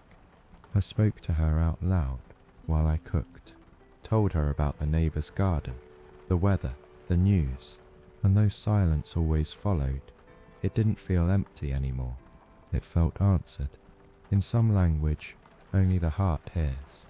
Years passed that way, quietly, deliberately. The pain softened into memory, memory into routine. I came to understand that coming home alone isn't the same as being lonely. It's just learning to share space with absence, to let it sit beside you without demanding explanation. Tonight, as I sit again by the fire, the rain returns like it always does. The sound moves through the house, gentle and familiar. I close my eyes and imagine her humming in the next room, the way she used to when she thought I was asleep. I can almost hear the melody, faint but sure. I smile into the quiet, still keeping the house alive. I murmur, just like I promised. The fire pops softly and the lamp flickers once. The small gestures of a home remembering itself. I think of the letter on the mantel, the one that began with, "If you're reading this, then you've come home." I whisper back, "I have."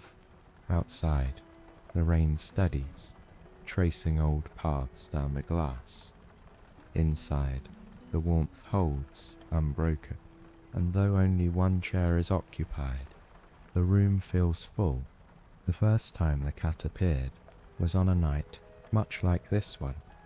Quiet, rain falling in thin threads, the smell of damp leaves drifting in through the chimney.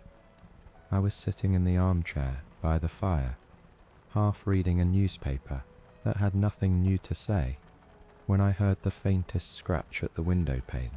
At first I thought it was just the branches brushing against the glass, but then it came again, deliberate, almost polite. I stood, my knees protesting, and drew the curtain back. There it was, a small grey cat, fur slicked flat by the rain, eyes shining like two coins in the lamplight. It stared at me with the calm audacity only cats and old souls possess. For a long moment, we just regarded each other, me inside, him outside, until I sighed, unlatched the window, and opened it, just wide enough for him to slip in. He did so without hesitation, shaking the water from his coat before padding toward the hearth. "Well," I said, closing the window, "you certainly know where to find warmth." He answered with a single, unbothered meow, and curled up near the fire, as if he'd been expected. The sound of the rain filled the silence between us. The clock on the mantel ticked its slow approval. He stayed. For the first few nights, I told myself he was just passing through a stray looking for shelter. I didn't name him, didn't feed him anything beyond a saucer of milk.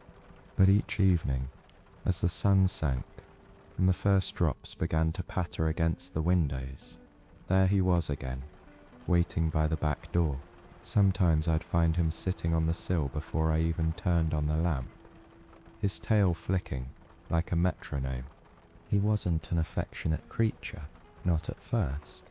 He had the dignified reserve of someone who's seen enough of the world to expect little from it. Still, there were moments when he'd brush against my leg or settle at my feet while I read. His presence changed the house in ways I hadn't anticipated. The rooms felt less hollow. The air, once heavy with absence, began to hum softly again, as if tuned to a new frequency. I caught myself talking to him, as one does when company is scarce. Simple things at first, raining again, or you'd think I'd remember to buy fish. He'd flick an ear in acknowledgement, never too interested, but never ignoring me completely.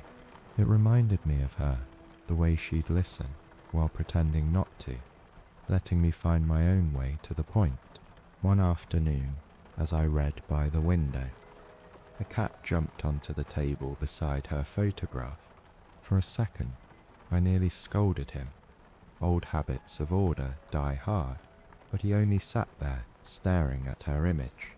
The firelight flickered across the glass, and for an instant, the two of them shared the same glow. You approve? I asked softly. He blinked, slow and solemn, then turned his head toward the rain. Somehow, that small gesture felt like agreement. He began sleeping in her chair not long after. I hadn't sat there since she passed. It had always felt sacred, a space that belonged to her alone. The first night he claimed it, I hesitated, but watching him curl into the cushion, tail tucked neatly, I realized how right it looked. The house, it seemed, had chosen to fill its own emptiness. Winter came, and the days shortened into long stretches of grey. The fire became our routine. I'd light it each evening. The cat would take his place on her chair, and the two of us would listen to the rain, or the wind, or the faint hiss of the gramophone spinning old records. I even began leaving the window open a crack so he could come and go. He always returned, always. There was something in his quiet loyalty that comforted me. I started calling him Whisper. It suited him. The way he moved silently, the way his eyes seemed to hold secrets without judgment. You remind me of her, I told him once. You know when to speak and when not to. He blinked, slow as dusk, one particularly cold evening. The storm outside howled with unusual ferocity. The shutters rattled, and the fire struggled against the drafts. I worried he wouldn't come that night, but just as I was preparing to close the window, a flash of grey appeared on the sill. He was drenched, trembling slightly. I scooped him up, something I'd never dared before, and wrapped him in a small towel. His fur was cold against my hands, but his heartbeat was steady. I set him near the hearth, rubbed him dry, and said, "You stubborn thing, could have stayed anywhere, but you came here." He purred softly, an answer that reached deeper than language. That night, instead of sleeping on the chair, he curled on the rug near my feet. I sat with my hand resting gently on his back, feeling the rhythm of his breathing match the ticking clock. The fire crackled, the storm raged, but inside the house there was peace, a small, stubborn peace that refused to leave. Over time, I began to imagine that she had sent him, that maybe some quiet mercy had decided I shouldn't spend the evenings entirely alone. It wasn't the sort of thought I would have confessed aloud, but it comforted me all the same. And there were moments, fleeting but certain, when the way he moved, the way he turned his head toward the window, just as the rain began, it felt familiar, like an echo of her gestures. One morning, I woke to find him perched on the sill, watching the sunrise. The sky outside was pale pink, and the trees were dripping from the night's rain. He looked back at me once, before leaping down. I followed his gaze to the mantel, where her photograph stood. The sunlight had found it perfectly, lighting her face in gold. For a heartbeat, I could have sworn she was smiling wider than before. I knelt beside the cat and whispered, "You're doing your job well." He blinked and leaned his head into my palm. His fur was warm, humming with life. These days, he rarely leaves. The neighbors think he's mine, though I know better. No one really owns a creature like that. He comes and goes with the rhythm of the seasons, but he always returns when the first drop of rain falls. I've come to expect that faint scratch on the window, the signal that company has arrived. Tonight, as I write this by the fire, he's curled in her chair again, his tail flicking gently in sleep. The rain outside is soft, more like a lullaby than weather. The lamp hums, the air smells faintly of smoke and memory. I find myself speaking aloud, though no one answers. "You'd like him," I tell her. "He's polite, knows how to listen." The clock strikes 9. The cat stirs, stretches, then lifts his head toward the window, ears twitching at some sound only he can hear. I follow his gaze, The rain has slowed to a whisper, and the garden glistens under the lamplight. Somewhere in that darkness, I imagine her voice, low, amused, saying, "You see, you were never alone." Whisper settles back into sleep. I smile, close the curtains, and let the warmth of the room hold steady. Outside, the rain begins again, just enough to keep him dreaming, and me too. It was one of those nights when sleep seemed to avoid the house altogether. The rain had slowed to a fine drizzle, tapping gently on the glass, like someone too polite to knock. Whisper was curled on her chair, tail tucked beneath him, breathing evenly in his small rhythmic way. The fire had died down to soft embers, glowing like a heart that refused to go out completely. I sat in my armchair, staring at the blank sheet of paper before me. The lamp hummed faintly. The pen waited. It had been years since I'd written her a letter, though her words still surrounded me, tucked in drawers, slipped between books, folded neatly beside old photographs. For weeks, I'd felt the urge to answer them, not in the way one answers the living, but the way one answers silence, carefully, without expectation. I reached for the pen. My hand trembled slightly, the way it does when memory and intention meet. "My dearest," I began, then stopped. The words looked too formal, too far away from how we'd spoken. I crossed them out and tried again. "My love," I wrote, "it's raining again." I sat back and listened. The sound seemed to echo her laughter, the same bright cadence that used to fill this room. I smiled despite myself. "You'd say I'm being dramatic," I murmured. The cat flicked an ear, but didn't stir. I looked at the half-finished line, and felt a calm resolve settle in. The rain came just as the fire began to fade. I continued, "You always said those two belonged together. Water to soften flame, flame to remind water it's warm." My handwriting was slower than it used to be, each stroke deliberate. I wrote about small things first, the cat's visits, the garden's stubborn violets, the way the streetlight outside flickered when the wind rose. Then, without planning to, I began to write about her. "I found your book again today, the one with the violet pressed inside. It still smells faintly of lilac and ink. You'd be glad to know the pages haven't yellowed much, though I suppose they will. Everything does, eventually." I paused, my hand hovering over the paper. The house was utterly still, save for the faint tick of the clock. I thought of all the letters we'd exchanged during the war, the way her words had carried warmth across oceans. I thought of the one she'd left me, folded neatly on the mantel, waiting for my return. That had been her last letter. This, I realized, would be mine, though it would never leave this room. Sometimes I still catch the sound of your voice in the corners of the house. I wrote, "It's quieter now, but no less certain. I think of that night at the hall when you sang.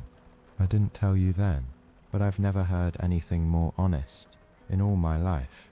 The world should have stopped to listen, but I'm glad it didn't. If it had, we might have stayed frozen in that moment forever, and I'd have missed the rest of you." The ink began to fade as the lamp flickered. I refilled the pen, careful not to spill. My eyes burned from the effort, but the words kept coming. "You were right about time," I continued. "It doesn't heal, it rearranges. It leaves the shape of what was, and lets the heart learn to live around it. I still make 2 cups of coffee each morning, though only one ever cools. I still turn on the gramophone on Sundays, and I let the record skip where it wants to. You used to scold me for not fixing it. Remember, I think I understand now. Some flaws keep the music kind." The rain outside deepened, Drops trickled down the glass in uneven paths, mirroring the ink stains blooming on the page. The air smelled of smoke and something faintly sweet, the same scent that lingered whenever she baked. The memory pressed against me gently, not as pain, but as warmth. I met a cat, I wrote, smiling to myself. He arrived one evening, as if sent, and he hasn't left since. He sits in your chair, though I suspect you don't mind. He has your habit of watching the rain, like it's telling secrets. When he purrs, the whole house vibrates, and I think you'd laugh at how easily he's trained me. I stopped again. My hand ached. I flexed my fingers, then wrote the next lines slowly, deliberately. Do you remember the park bench, the one beneath the oak, where the leaves always fell first? I still visit it. The carving we made, our initials, it's nearly gone, but I know it's there. The wood remembers, even when the eye forgets. Sometimes I sit there at dusk and imagine you walking toward me, scarf trailing behind, saying I look like trouble. You were right about that too. The clock struck midnight. The sound carried softly through the room, measured and calm. Whisper stirred in his sleep, but didn't wake. I read back over the letter, uneven lines, ink smudged in places, but true. It wasn't meant for mailing, it was simply a way of breathing. I reached the end of the page. There was space for one final paragraph. I waited a long time before writing it. I won't send this, I wrote finally. It belongs here, with the sound of the rain and the warmth of the fire. But if somehow you find it, if somehow words can cross the distance time built, then know this, I kept my promise. The house is alive, the lamp still burns, the records still play, and every night I find you again, in the sound of rain, in the space beside me, in the quiet that never feels empty. I signed it simply, always yours. When I finished, I placed the letter on the table to let the ink dry. The fire gave one soft sigh, then settled. I folded the paper carefully and slid it into an old envelope. There was no address, no stamp, just her name in my familiar hand. I stood and crossed to the mantel. Her photograph caught the lamplight, her eyes bright as ever. I set the letter beside it. There, I whispered, you've waited long enough. The rain lightened outside, softening into mist. Whisper stretched in his chair, opening one eye to watch me before settling again. I turned down the lamp until the room was half dark, the shadows gentle and kind. Before I went to bed, I looked once more at the mantel. The letter lay where I'd left it, edges catching the glow of the fire. I could almost imagine her reaching for it, smiling, amused, as if to say, finally. I smiled back. Good night, love, I said softly, and as I climbed the stairs, the last ember in the hearth flared, once bright, brief, certain, before dimming into calm. When morning came, the world felt rinsed. The storm had passed in the early hours, leaving behind a light mist that hung low over the rooftops. The first thing I noticed was the quiet, not absence, but the kind that follows something kind, the sort of quiet that holds warmth rather than takes it away. Whisper was already awake, perched on the windowsill, tail swaying lazily as he watched droplets slide down the glass. His silhouette looked almost painted there, framed by the pale gold of a new day. The fire had gone out during the night, but the ashes still glowed faintly, thin trails of smoke curling like soft memories. I rose slowly, my joints stiff but not unkind, and stretched. The house smelled of rain and faint wood smoke. It was a scent I had come to trust. Proof that time kept moving, even here, in this little world that sometimes felt paused between heartbeats. I made my way to the kitchen. The floorboards creaked underfoot, their familiar complaint echoing just enough to sound like company. The kettle sat where it always did, polished from years of handling. I filled it, struck a match, and listened to the slow bloom of flame under the stove. There's a small pleasure in ordinary sounds, the low hiss of water beginning to heat, the soft tick of the clock, the faint flutter of wings outside the window as the kettle hummed. I glanced at the table. 2 cups waited there, as they always did. One plain white, chipped near the rim, one pale blue, hers. Its handle repaired years ago, with a line of gold lacquer that caught the light in a way she'd have loved. Mending things makes them more beautiful, she used to say. I smiled at that and poured the water carefully. Steam rose between the cups, curling upward like a quiet conversation. Whisper jumped down from the windowsill and padded into the kitchen. He stretched, yawned, and sat by my feet, tail wrapped neatly around his paws. "Good morning," I told him, sliding a saucer of milk across the floor. He blinked his slow, approving blink and began to lap it up, the sound small but steady. The morning light found us both, soft and forgiving. I carried the cups into the living room. The letter I'd written the night before still sat on the mantel, folded neatly beside her photograph. I had half expected to feel foolish looking at it in daylight, but instead I felt calm, as though something long unsettled had finally found its place. "You have your reply now," I said quietly, touching the corner of the envelope. The paper was cool beneath my fingers, but it felt alive somehow. The rain outside had become a fine drizzle, barely visible except where it caught the light. The garden shimmered under a thin veil of silver. Drops clung to the lavender stems like beads of glass. Beyond the fence, the street looked freshly painted, cobblestones dark and gleaming, puddles reflecting the waking sky.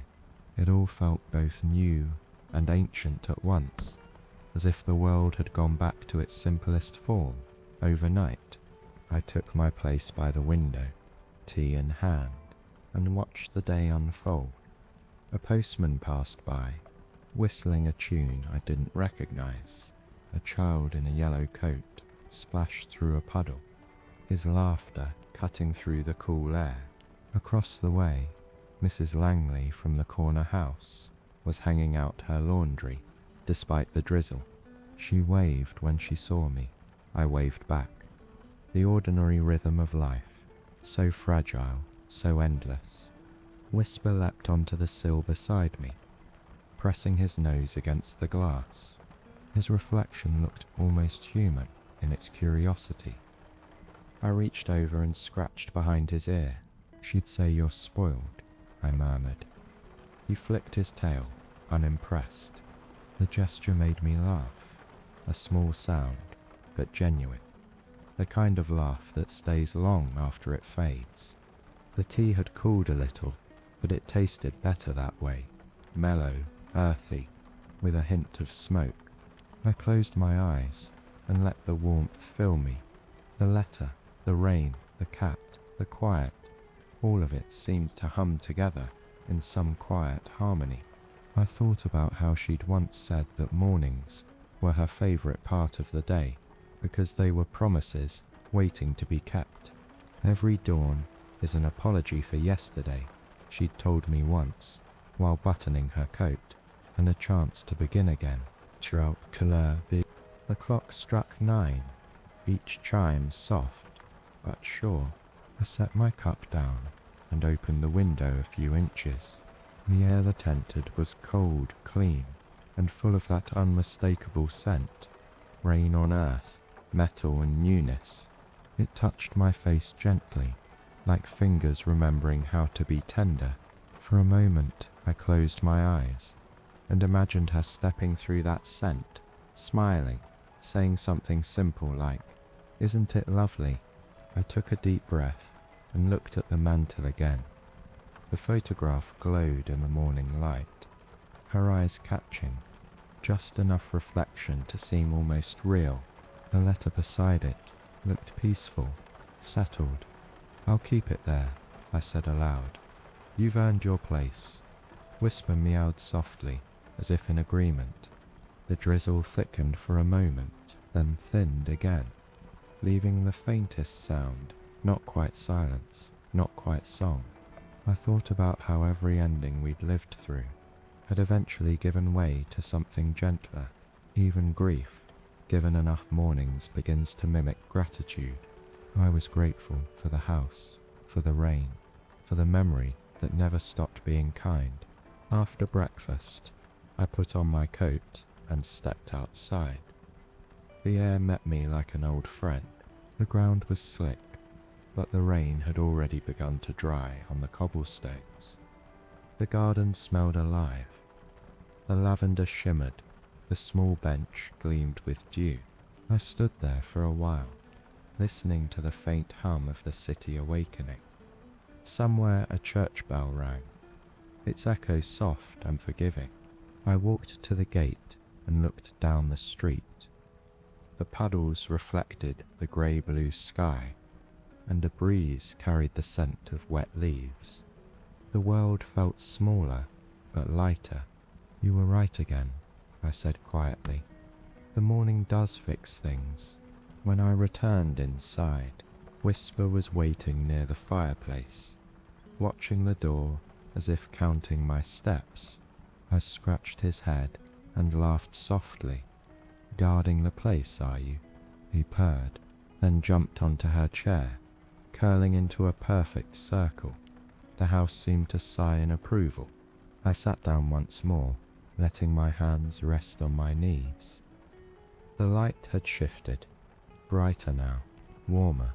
Through the window, the clouds were beginning to part, revealing the palest blue. I thought about how she would have described it. Like porcelain, she'd have said, thin enough for light to pass through. I repeated the word under my breath. Porcelain. It sounded fragile, and yet it held. Before long, the kettle whistled again, and I realized I'd been sitting there longer than I thought. I poured one last cup of tea, raised it slightly toward her photograph, and whispered, "For you." Steam rose like a blessing. Outside, the rain stopped completely. A beam of sunlight slipped through the window and landed across the letter, turning its edges gold. The clock ticked. The cat sighed. The world went on, quietly and kindly, and for the first time in years, morning didn't feel like something to endure. It felt like something to keep. By the following week, the weather had steadied into a tender kind of autumn, cool but forgiving, the air tasting faintly of leaves and roasted chestnuts. The city had woken from its long stretch of rain, and with it came sound again. Footsteps on cobblestone, the distant rumble of trams, the laughter of children echoing down side streets. It was on one such afternoon, unremarkable in every other way, that I heard it. The music. I was walking toward the grocer's, my coat buttoned high against the wind, when a trumpet's low, wavering note drifted across the intersection. It was thin at first, uncertain, like a voice clearing its throat after a long silence. Then came the rhythm, slow, steady, familiar. Autumn's serenade, her song. I stopped in my tracks. The crowd flowed around me, umbrellas bobbing, heels clicking, but I couldn't move. The melody wound through the street like smoke.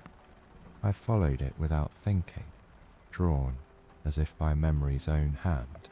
The player stood at the corner of Birch and 7th, just beneath the old clock tower that hadn't worked in decades.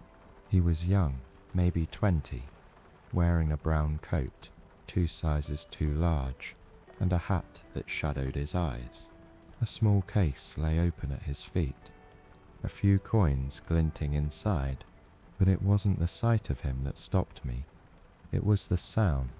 There was something in the way he played, hesitant at first, then blooming into confidence, that felt like her laughter turned into brass. I stood a few steps away, one hand resting on my cane, the other tucked in my pocket. The world around us blurred into motion, people crossing, cars honking, pigeons scattering, yet between the notes there was stillness. The trumpet carried warmth into the chill air, each phrase rising and falling like breath. I closed my eyes, and for a moment I was back in that dance hall so many years ago, her hand in mine, the room swaying to the same rhythm. When the song ended, I opened my eyes slowly. The young man lowered his trumpet, smiling faintly as a few passers-by clapped.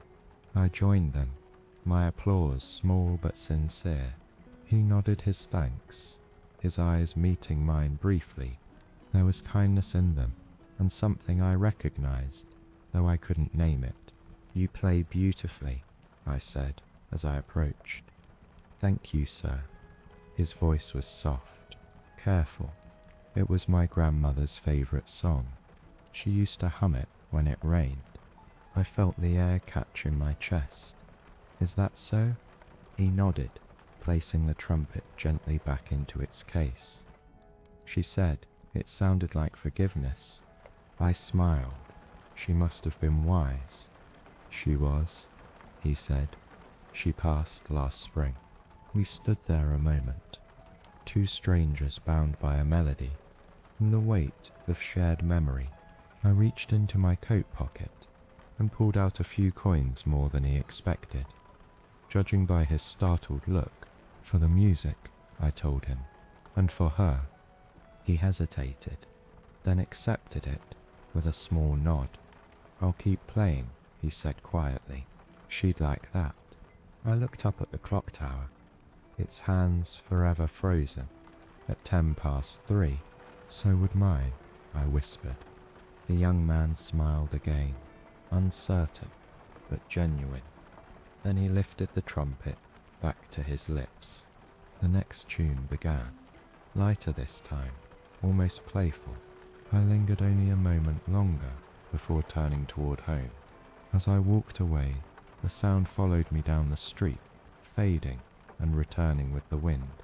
Halfway home, I stopped by the park. The trees were shedding faster now, their branches thinning against the sky.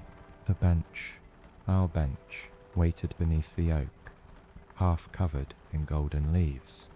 I brushed them aside and sat down. The air smelled faintly of smoke and distant rain. I could still hear the trumpet somewhere behind me, faint but present, threading through the hum of the city. "You'd like him," I said softly. Young, nervous, full of promise. The kind you used to root for. Whisper had followed me, trotting along the path with the dignified patience of a creature who knows he's loved. He jumped onto the bench beside me, curling his tail around his paws. We sat in companionable silence. The wind rustled through the leaves, scattering them like applause after a quiet performance. I closed my eyes, listening. The song changed again, slower now, a minor key. There was a quiver in the notes, a human imperfection that made the music real. It carried something I couldn't name, but I felt it in my chest all the same. Not sadness, not joy, something between. The place where memory lives, when it has grown comfortable. When the final note faded, the world seemed to sigh. The sound of the city returned. Footsteps, laughter, the low rumble of life continuing. I opened my eyes to find Whisper watching me, his head tilted slightly. Yes, I said. It was beautiful. On the walk back, the wind picked up. The air turned cooler, and the clouds gathered again in the west. Autumn never lingered out of politeness. It simply moved through, steady and graceful. By the time I reached my gate, the first drops had started. I paused beneath the awning and looked back down the street.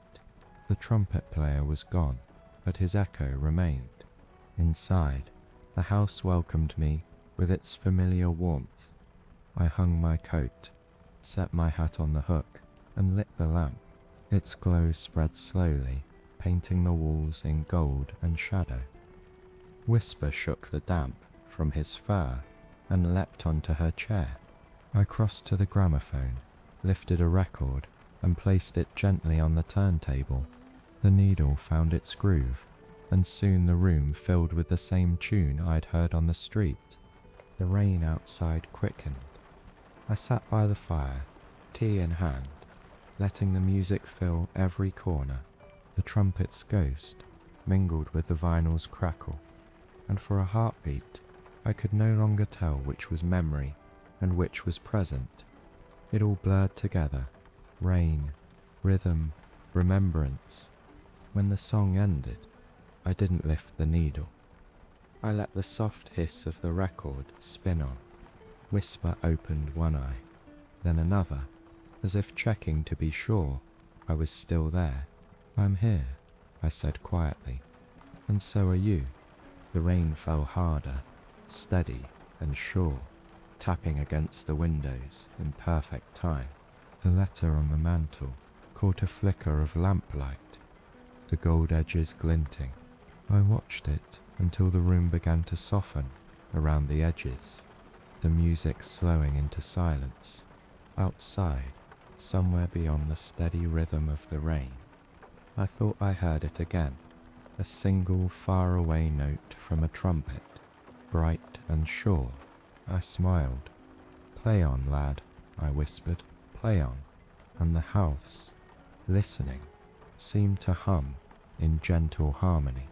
It was the kind of afternoon made for staying indoors, grey but bright enough that the lamps didn't need lighting yet. The rain had taken a pause, though the world outside still looked damp, as if exhaling after a long cry. Whisper was asleep on the windowsill, his tail twitching occasionally, in some dream of pursuit or play. The fire burned low, patient, unhurried. It was in that hush that I noticed the shelf near the writing desk, the one sagging slightly in the middle, and realized I hadn't looked through the old albums in years. I fetched the topmost one carefully, its leather cover worn soft, corners rounded by decades of use. The smell rose immediately. Old paper, faint glue, the delicate musk of time. I carried it to the armchair by the window and brushed away a layer of dust. The embossed initials on the front, H&M, were almost faded to invisibility, but I could still feel them under my thumb. When I opened it, the first page greeted me with a shock of youth. There we were, standing outside the cafe on 12th Street, both of us laughing at something the camera hadn't caught. Her scarf fluttered mid-air, frozen in perpetual motion. I'd forgotten how vivid her eyes had been, not in colour that the photograph could never capture, but in presence.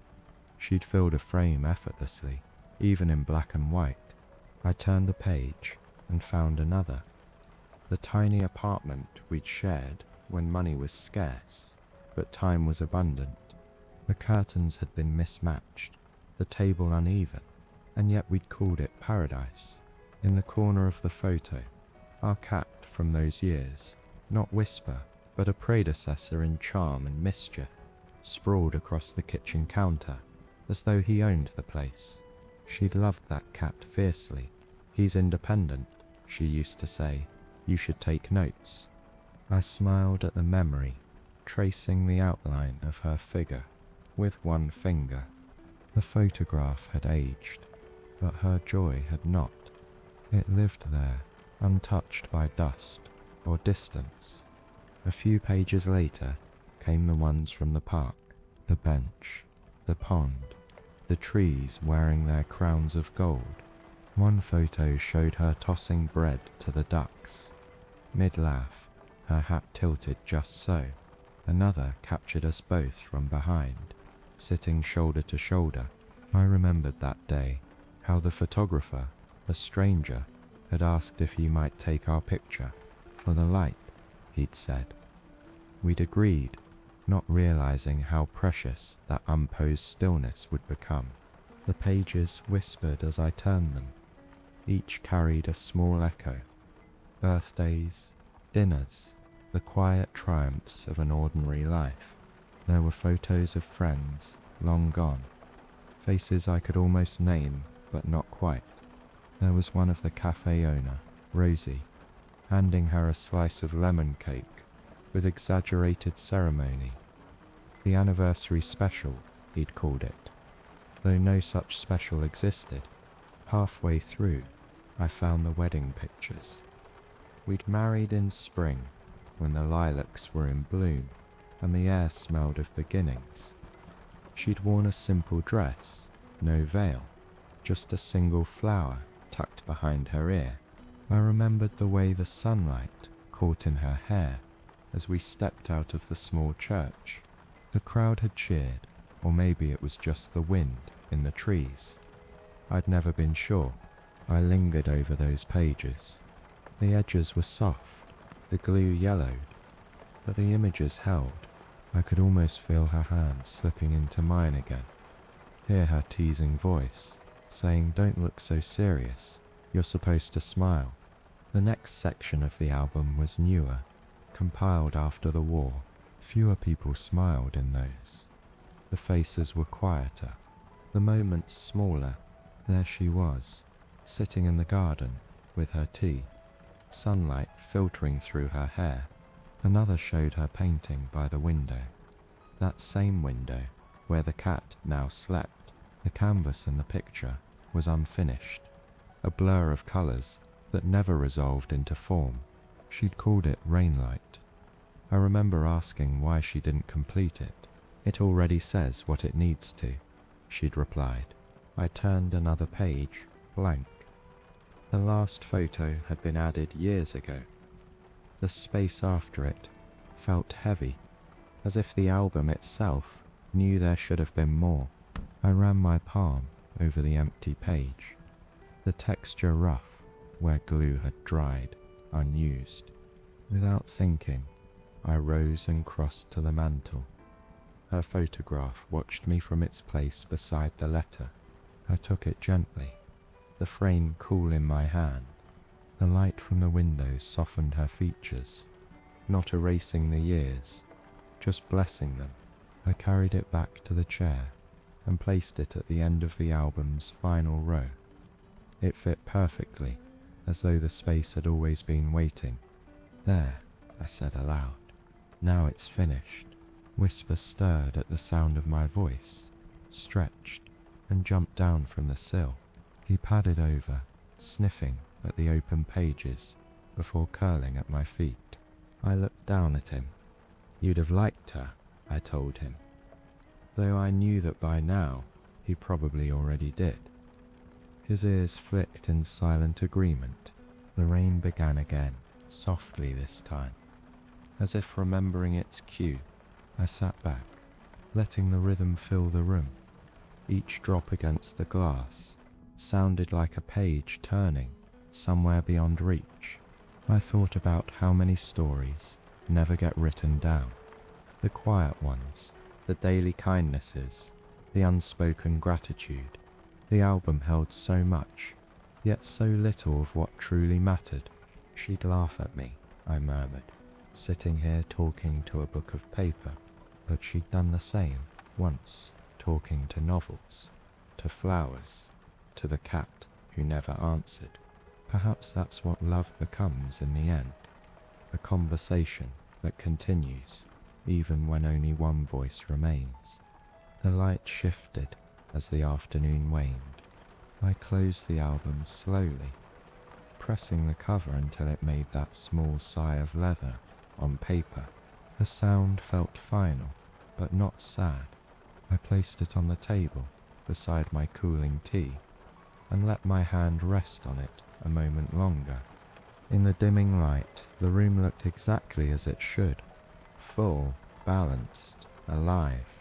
The clock chimed 5, each note steady as breath. Whisper lifted his head briefly, blinked, then settled again. I rose, stretching the stiffness from my limbs, and returned her photograph to its place on the mantel. The letter beside it caught the fading light, edges glowing faintly gold. For a moment, I imagined the two of them, photograph and paper, exchanging some quiet understanding. Then, outside, the rain painted gentle rings in the puddles, the sky low and forgiving. I whispered into the dim, "We've made a good story, haven't we?" No answer came, but the air felt full of one, patient, content, infinite, and as the fire sighed behind me, I knew she'd agree. The next morning began with the faint hum of the radio, the one she bought during our first winter together, its wooden frame polished smooth by years of dusting. It hadn't worked properly in a long time, but every so often, when the weather aligned just right, it found a signal as though the air remembered the exact frequency of comfort. That morning, it woke on its own, a low crackling murmur rising through static until a voice emerged, soft, distant, and perfectly clear. "Good morning to those just waking, and to those who never really slept," said the announcer. "It's another grey October day here in the city. Keep your kettles warm and your hearts warmer." I smiled. It was the same tone every announcer used back then. Hopeful but aware. A kind of practiced optimism you could lean on. The voice faded into a familiar tune. "I'll be seeing you, of course." That song seemed to follow me, turning up wherever warmth was needed.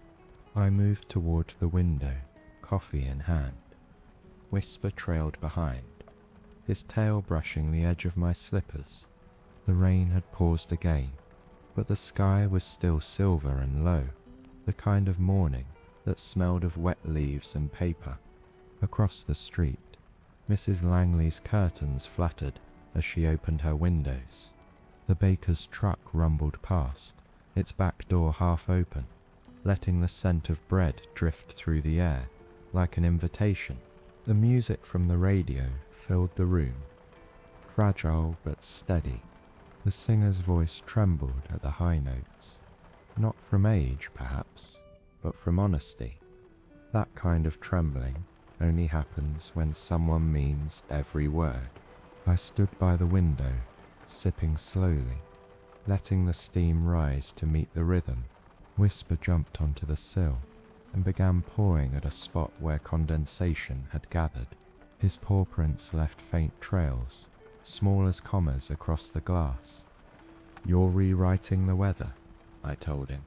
He blinked at me, unimpressed, and curled into himself, tail covering his face. The song played on. A memory of our old radio nights came easily. She used to sit in that same spot, knitting or sketching or just listening. "It's like the world is talking to us," she'd say, though sometimes the only thing we heard was static. I'd tease her, "You and your ghost frequencies," and she'd reply, "Maybe they're not ghosts. Maybe it's just time calling from another room." At the thought, I turned up the volume slightly. The static flared, then softened again into the next song. Something upbeat this time, a big band tune that made my foot tap involuntarily. The rhythm was contagious. For a brief second, I imagined her there again, rising from the chair, laughing, saying, "Come on, one more dance before breakfast."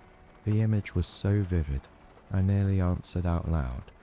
Instead, I set my cup down and let the music fill the space between imagination and air.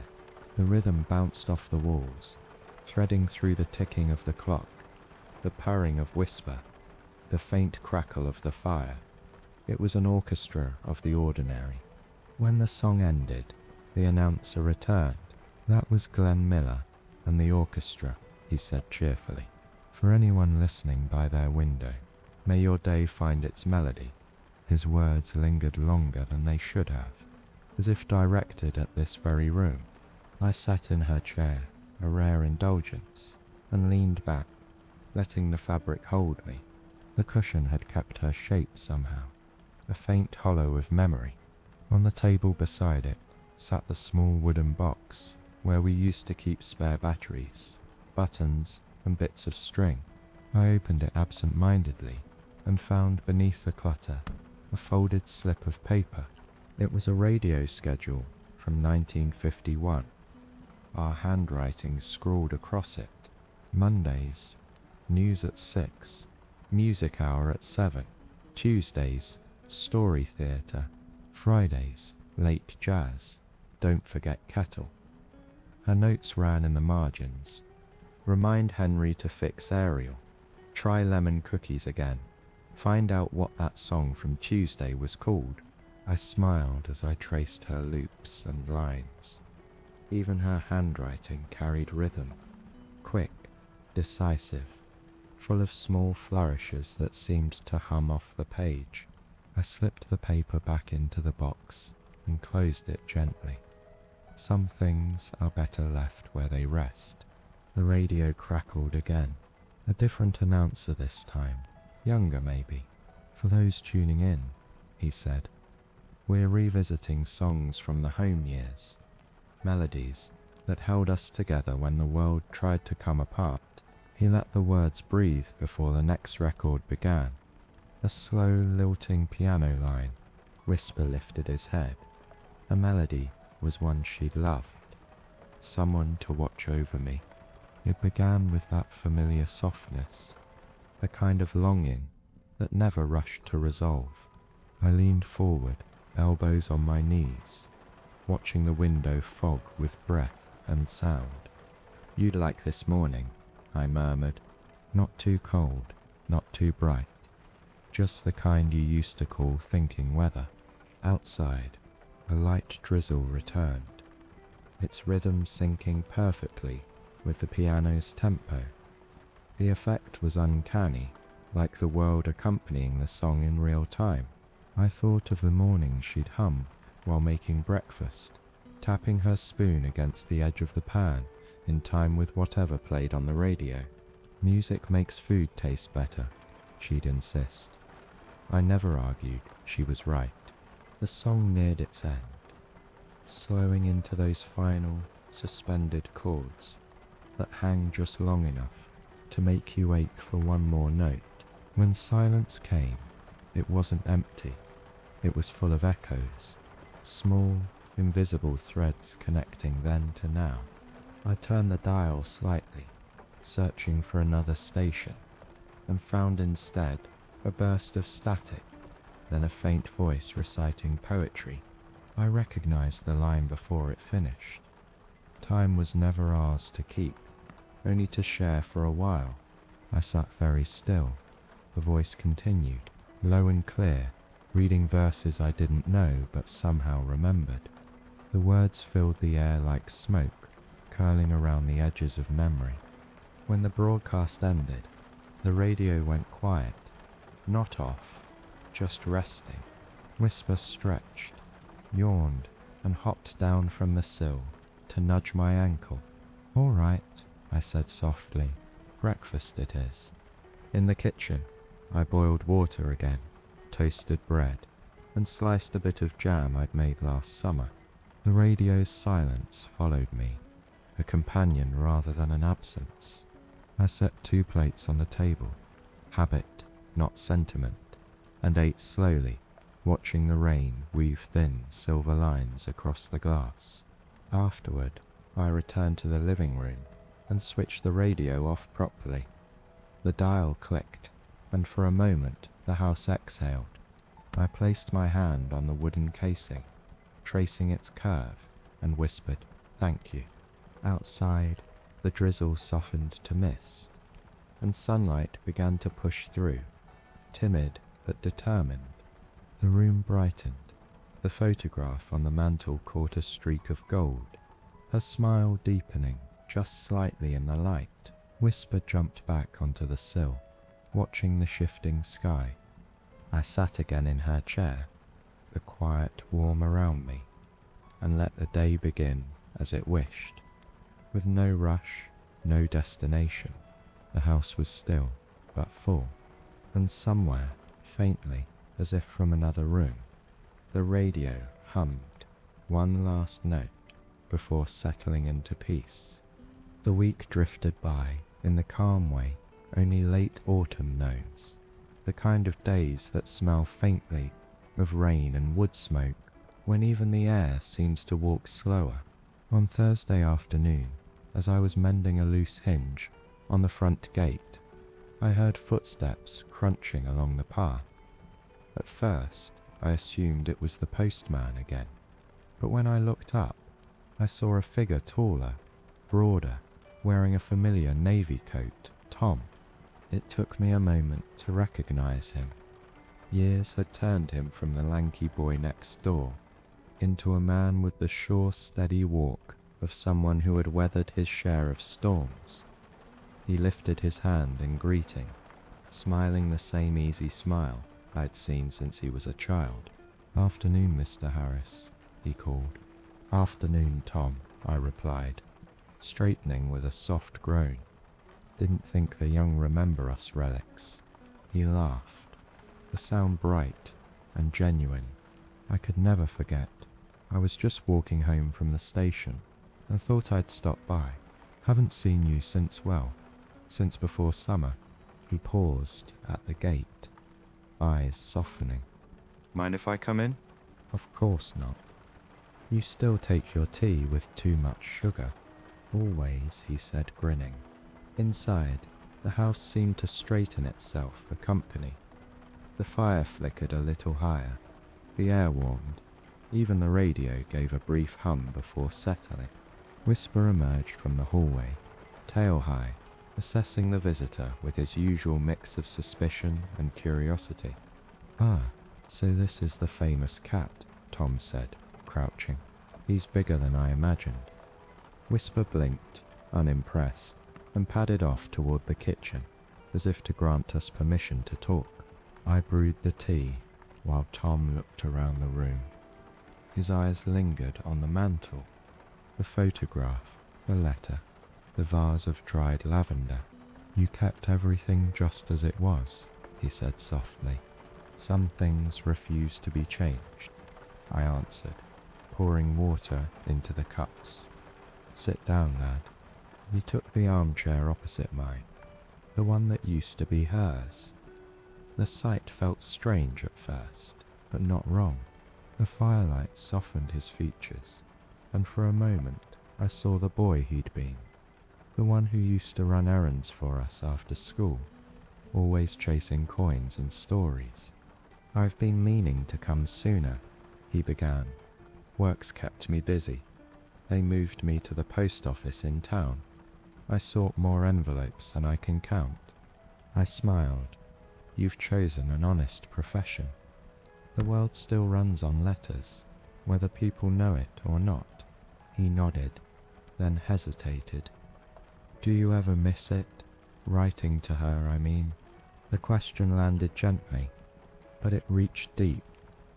I stirred my tea slowly, watching the spoons circle. "Every day," I said. "But missing turns into something else after a while, a kind of conversation without words. You'll learn that someday." He looked thoughtful, his gaze fixed on the flames. "My mother says she still hears my father's whistle when she hangs the laundry. Says it's the wind, but she believes it anyway." "That's how belief works," I told him. "It doesn't need proof, just presence. He smiled at that, taking a sip of his tea. You always know what to say. No, I said quietly. I just had someone worth listening to first. For a while, we sat in companionable silence. The fire crackled softly, the rain outside beginning its afternoon ritual. The house felt alive again, filled with the murmur of voices and the scent of tea and damp wool. Whisper returned and leapt into Tom's lap without ceremony. Well, Tom said, surprised. He approves of me now. Don't get used to it, I warned. He's fickle with his affections. But Whisper purred loudly, contradicting me, and Tom laughed. The sound filled the room, brighter than any lamp. After another cup, he began asking about the old neighborhood, who'd moved, who'd stayed. I told him Mrs. Langley was still across the street, though her roses had given up this year. The bakery 2 blocks down had changed hands again. The new owner baked bread that smelled right, but didn't taste quite the same. Tom nodded, listening the way young people do when they want to honor your stories, even if they can't yet feel their weight. Eventually, his gaze drifted back to the mantel. She really loved this house, he said. She did, I replied. Said it listened better than people. He looked around, as though testing that theory. I think she was right. The clock struck 4, each chime gentle but certain. Tom glanced at his watch. I should head back soon. The rain's due again, and I've got a long walk. You can take an umbrella, I offered. Plenty in the stand. He hesitated, then shook his head. No, thank you. I don't mind getting a little wet. Besides, he smiled. She always said the rain was good for remembering. I couldn't help but chuckle. You've been paying attention. He rose, slipping on his coat. I'll come by again, if you'll have me. Always, I said, standing to walk him to the door. Next time I'll tell you the story of the cafe on 12th Street. She'd like you to know it. I'd like that, he said, pausing at the threshold. The rain had already begun. Fine, silvery threads drifting down from the grey sky. He looked out at it for a moment, then back at me. Mr. Harris, she'd be proud of you. I felt the words settle in my chest like warmth. Thank you, lad. He stepped out, pulling his hat low, and waved once before disappearing into the soft curtain of rain. The gate clicked shut behind him. I stood there a moment longer, breathing in the scent of wet air and earth. When I turned back, the house seemed brighter. Whisper was still purring on the chair, the fire alive with fresh colour. I returned to my seat, poured what was left of the tea, and looked toward the mantel. The photograph caught the light, her smile soft and steady. Did you hear that? I whispered. He remembered you. Outside, the rain intensified, drumming gently on the roof, wrapping the house in its rhythm. The radio gave a faint hum, then found a signal on its own. A song began, low, slow, familiar, the same one the boy on the street had played days ago. I leaned back, closed my eyes, and let it wash over me. The music filled every space, mingling with the scent of rain and tea, and the faint warmth of company that still lingered. Thank you for sending him, I murmured into the room. You always did know when to bring someone by. The fire crackled in response. A soft punctuation. Whisper stirred, stretching before curling closer to my feet. Outside, the footsteps faded, replaced by the hush of evening rain. Inside, everything hummed. Memory, music, and the quiet assurance that life, even now, continued to arrive in small, gentle visits. The rain had a rhythm of its own. That evening, steady, unhurried, as if the sky were writing something down it didn't want to forget. I stood by the window, the lamplight soft against the glass, watching the street blur into reflections. The puddles shimmered like pieces of broken mirror, each one catching the glow of passing headlights and the faint flicker from the bakery sign down the road. Whisper sat on the sill, tail twitching, eyes following the raindrops as they slid down the pane. That was when I saw it. A flash of yellow, cutting through the grey. It appeared from the far end of the street, bobbing gently as it approached. A woman's umbrella, bright as a daffodil, glowing even under the dull light. The colour startled me. We hadn't seen such brightness in months. For a second it felt like the world itself had remembered to smile. I leaned closer to the window. The woman beneath it walked slowly, unhurried, her steps measured like the beat of an old waltz. I couldn't see her face clearly. The brim of the umbrella shielded it, but something about her posture struck a familiar chord. She carried herself the way she used to, shoulders relaxed, head slightly tilted, as if listening to music only she could hear. Whisper noticed too. He lifted his head, ears perked, and gave a small inquisitive sound. "I see her," I whispered back. The words left my mouth without thought, like a reflex. For a heartbeat, I half expected the figure to stop, to turn, to wave, but she didn't. She just kept walking past the lamppost, past the gate, and out of sight. When the yellow disappeared into the distance, the street seemed dimmer, the rain quieter. I stayed by the window long after she'd gone, the image lingering behind my eyes, like a candle after it's been blown out. "You'd have loved that umbrella," I said aloud. "You always said yellow was the colour of courage." I smiled at the memory that rose a spring afternoon, decades ago, her voice teasing as we stood outside the shop on High Street. "Everyone hides from the rain," she'd said.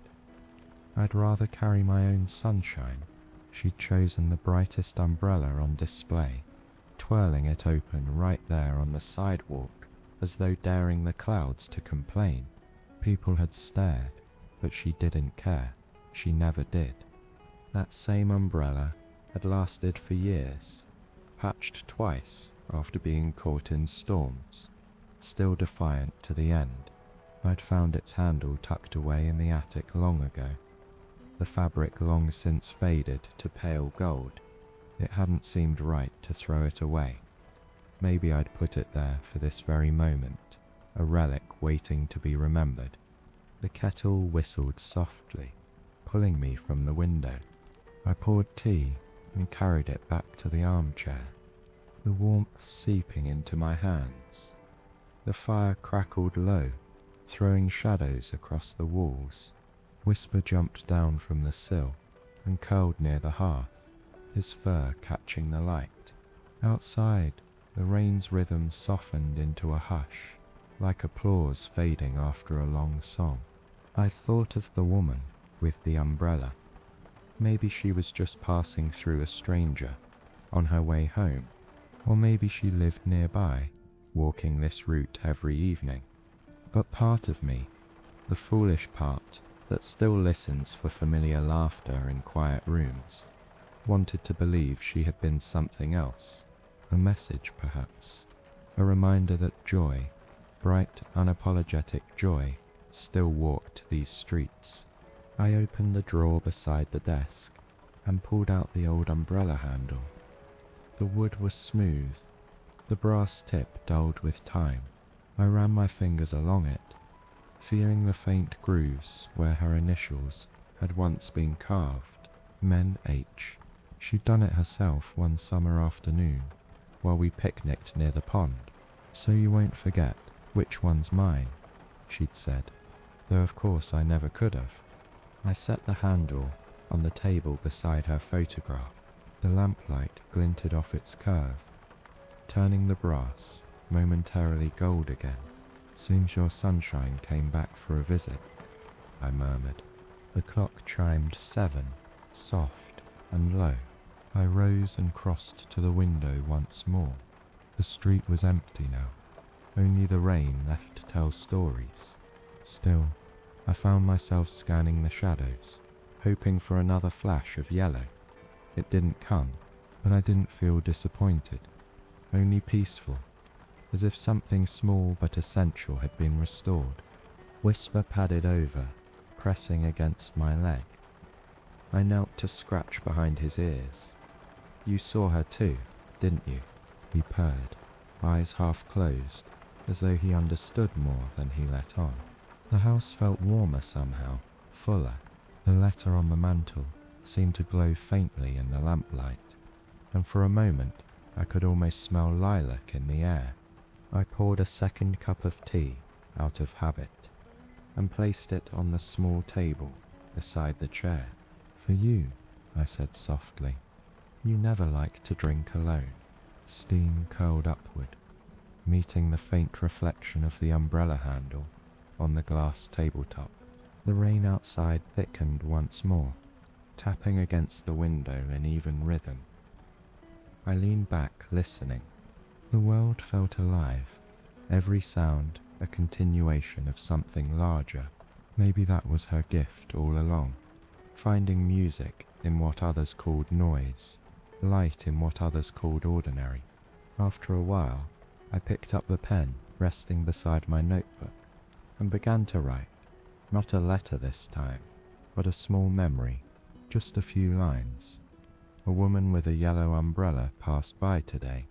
The colour was so bright, it felt like laughter made visible. I think it was her way of saying she's all right. I tore the page gently and placed it inside the photograph frame. Behind the picture, a secret note between us. You'd like that, I said. Something small, something hidden. Whisper yawned, stretching before settling again, near the fire. The flames danced in slow rhythm, reflecting in his half-closed eyes. I reached for the record player and set on her favourite Moonlight Swing. The horns rose, soft and confident, filling the room with their familiar warmth. As the melody played, I glanced once more toward the window. The rain had slowed to a drizzle again, and the street glowed under the lamplight. For just an instant, maybe a trick of the eye, maybe something more.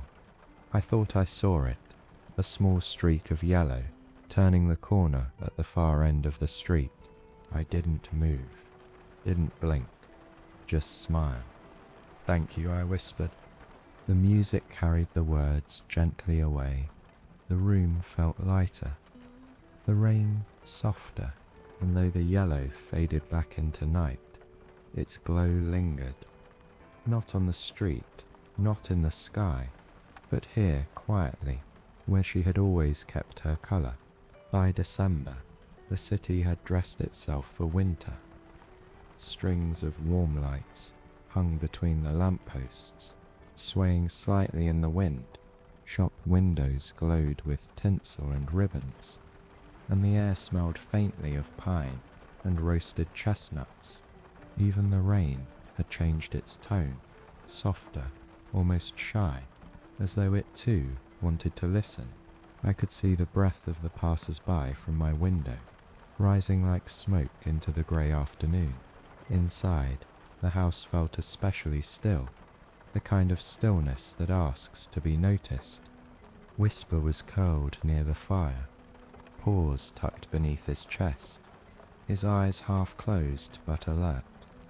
The gramophone sat silent for once, the last record leaning in its sleeve like a tired guest.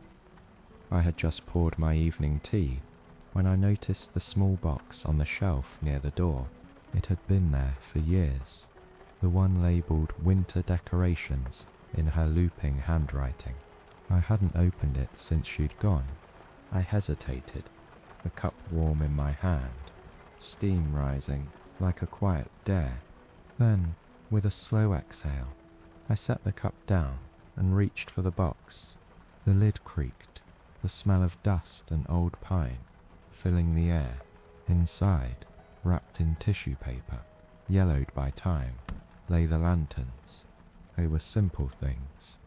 Glass spheres no bigger than my palm, framed in thin copper wire.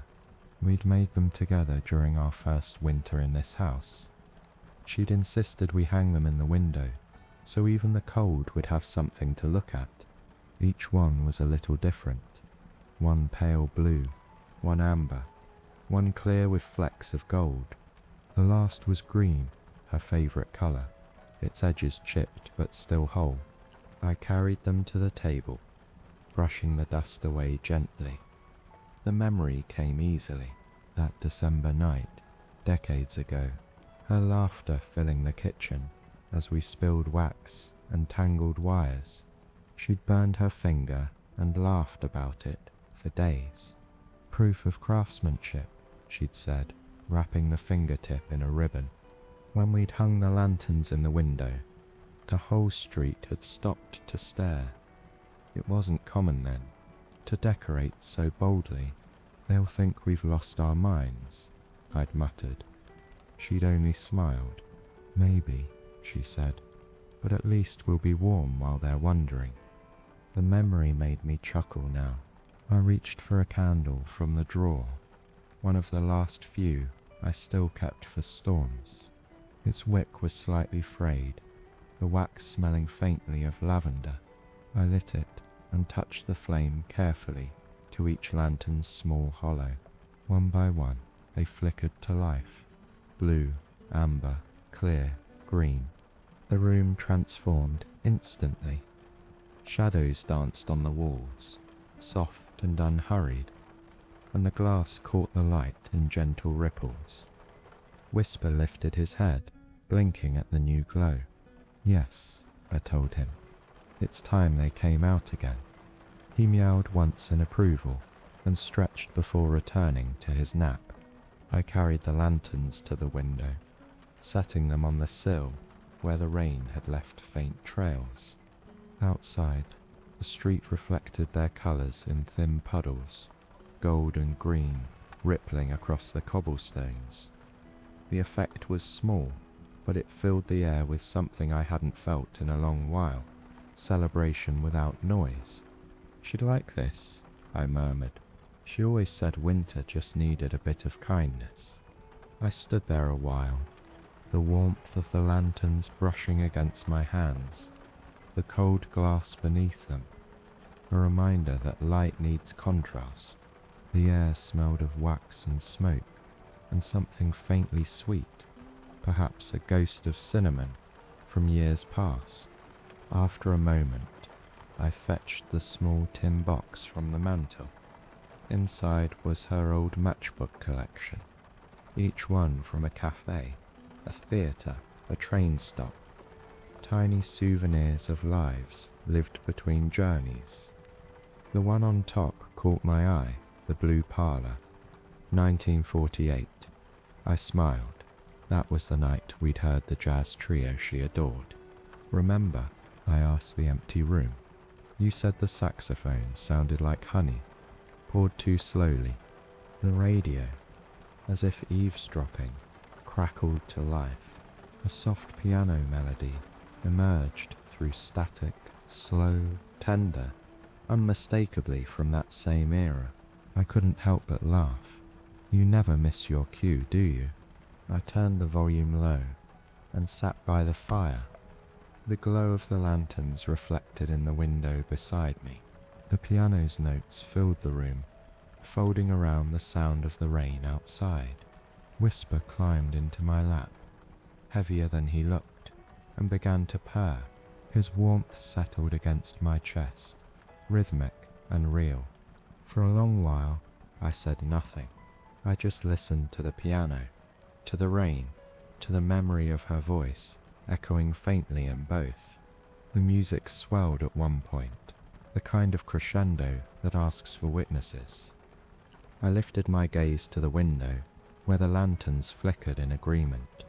The blue one wavered slightly, its flame bending as if in acknowledgement. I thought of all the winters we'd shared, the nights of burnt soup and laughter, the mornings when frost laced the inside of the windows and she'd draw small hearts on the glass. The memory was sharp but kind.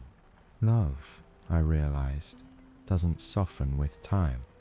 It simply learns how to glow differently. The song on the radio ended, replaced by a low hum of static.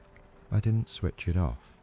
The sound was oddly comforting, like the murmur of an old friend who doesn't need to speak to be understood. Outside, the wind picked up, carrying with it the faint scent of snow. The first flakes began to fall, tentative but certain, catching the lantern light as they passed.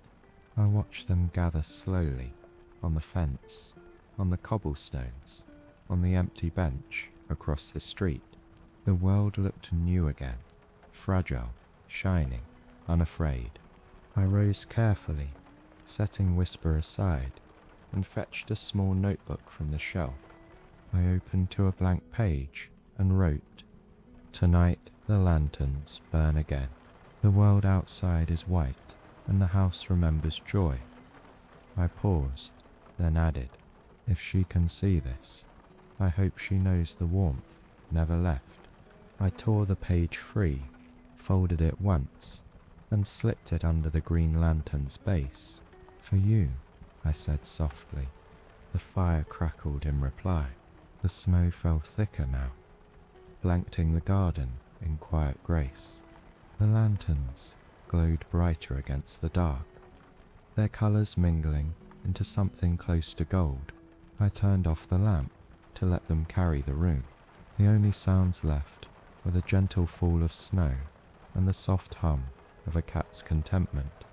As I sat back in the armchair, I felt the house breathing again, a slow, even rhythm shared between the living and the remembered.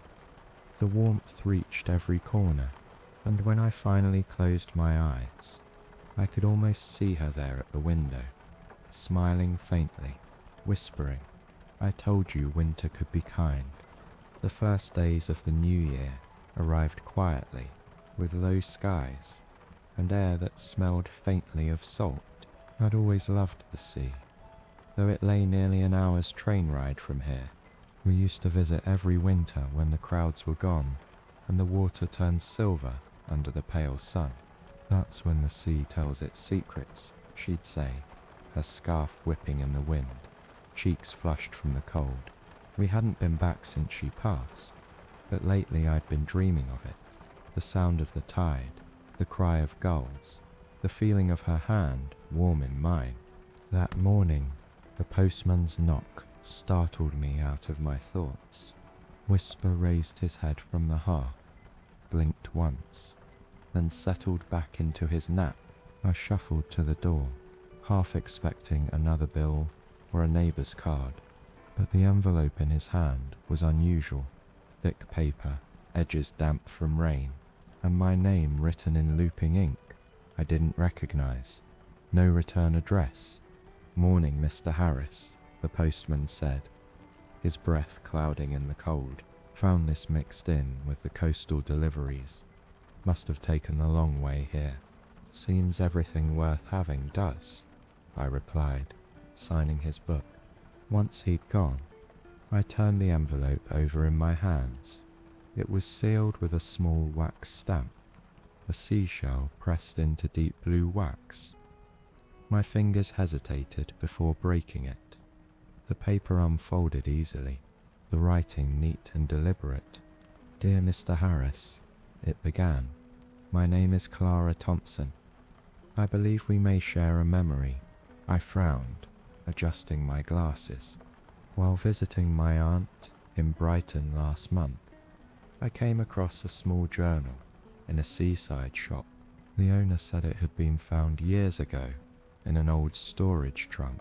Inside the front cover was your wife's name, Margaret Harris, and a note that read, 'For him, when he needs a horizon again.'" I stopped reading. My heart stumbled once, like a step missed on the stairs. The journal is mostly filled with sketches of the sea, waves, clouds, little boats, but tucked in the back was a letter. I didn't feel right keeping it, so I'm sending it to you. Perhaps it was meant to find its way home. The note ended with a brief apology for intruding, followed by her address and a kind wish for the new year. Beneath it was a folded sheet, older, thinner, and unmistakably familiar. My breath caught as I recognized the handwriting. Hers. The ink had faded in places, the paper soft at the edges, but her voice came through clear as ever. "My love," it began. "If this finds you someday by accident, then know it's only because I wanted to remind you of the sea." I sat down slowly, the room narrowing around me. Whisper jumped onto the arm of the chair, his weight grounding me. "Remember that day we walked the pier in January? You said the waves looked like folded linen, too calm to believe in storms. I drew them later in this book, thinking you might someday forget the sound. I hope you never do. It's the rhythm of breathing, after all." I could see it vividly, the long stretch of pier, the gulls hovering, her scarf billowing behind her like a banner of colour against the grey. She'd spent that afternoon sketching furiously, the wind tugging at her pages while I stood nearby, pretending not to shiver. "You'll catch cold," I'd said. "Worth it," she'd replied, without looking up. Her letter continued. "If you ever feel the house growing too small, go to the sea. Take the train, sit by the shore, and let the wind do the talking. It will tell you what I would say, that love is not an ending, but a tide. It returns, it reshapes the sand, it leaves gifts you don't expect. Promise me you'll go." The words blurred for a moment as my eyes filled. Whisper pressed his forehead against my arm, purring softly. I reached for the handkerchief in my pocket, unfolded it, and laughed under my breath. "She never could resist a metaphor," I said, but she had been right about everything else. The house, for all its warmth, suddenly felt smaller. The air seemed to whisper go. I folded the letter carefully, placed it back in the envelope, and slipped it into my coat pocket. Then I dressed scarf, gloves, the hat she'd once called heroic in its stubbornness. Whisper followed me to the door, meowing once, as if to ask where. "The sea," I told him. "She's calling again." The train ride was quiet, only a handful of passengers staring absently through fogged windows. The landscape rolled by, fields rimed with frost, thin rivers cutting through pale grass. When the tracks curved, I caught my reflection in the glass. Older, yes, but still carrying her somewhere in the lines of my face. When I stepped off at Brighton, the air changed instantly. The scent of salt and cold iron filled my lungs. The wind was sharp but alive, pushing against my coat like an eager child. I walked toward the sound, that low, eternal pulse, until the street opened into the shoreline. The sea was just as she'd described it, vast, calm, endless. The horizon blurred into silver, the kind of grey that promises peace rather than gloom. I stood at the railing, gripping it with both hands, and let the wind rush over me.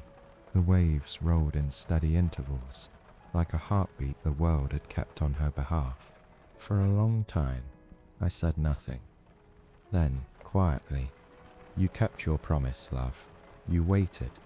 I pulled the letter from my pocket and read it again, the words trembling slightly in the breeze. At the end, she had written, "P.S. If you ever find this, throw a pebble for me. The sea always remembers the sound." I bent down, found a small stone at my feet, smooth and pale. Holding it in my palm, I whispered, "For her," and tossed it far into the waves. It disappeared without a splash, swallowed instantly by the water. The tide responded with a soft sigh, rolling closer as if in thanks. I stayed until the sun began to fade, painting the sky in muted gold. The chill crept into my bones, but I didn't mind. When I finally turned back, the lanterns along the promenade had begun to glow, their reflections trembling on the wet sand. Back home, the house welcomed me with its familiar warmth. I placed her letter beside the others on the mantel, arranging it carefully under the green lantern.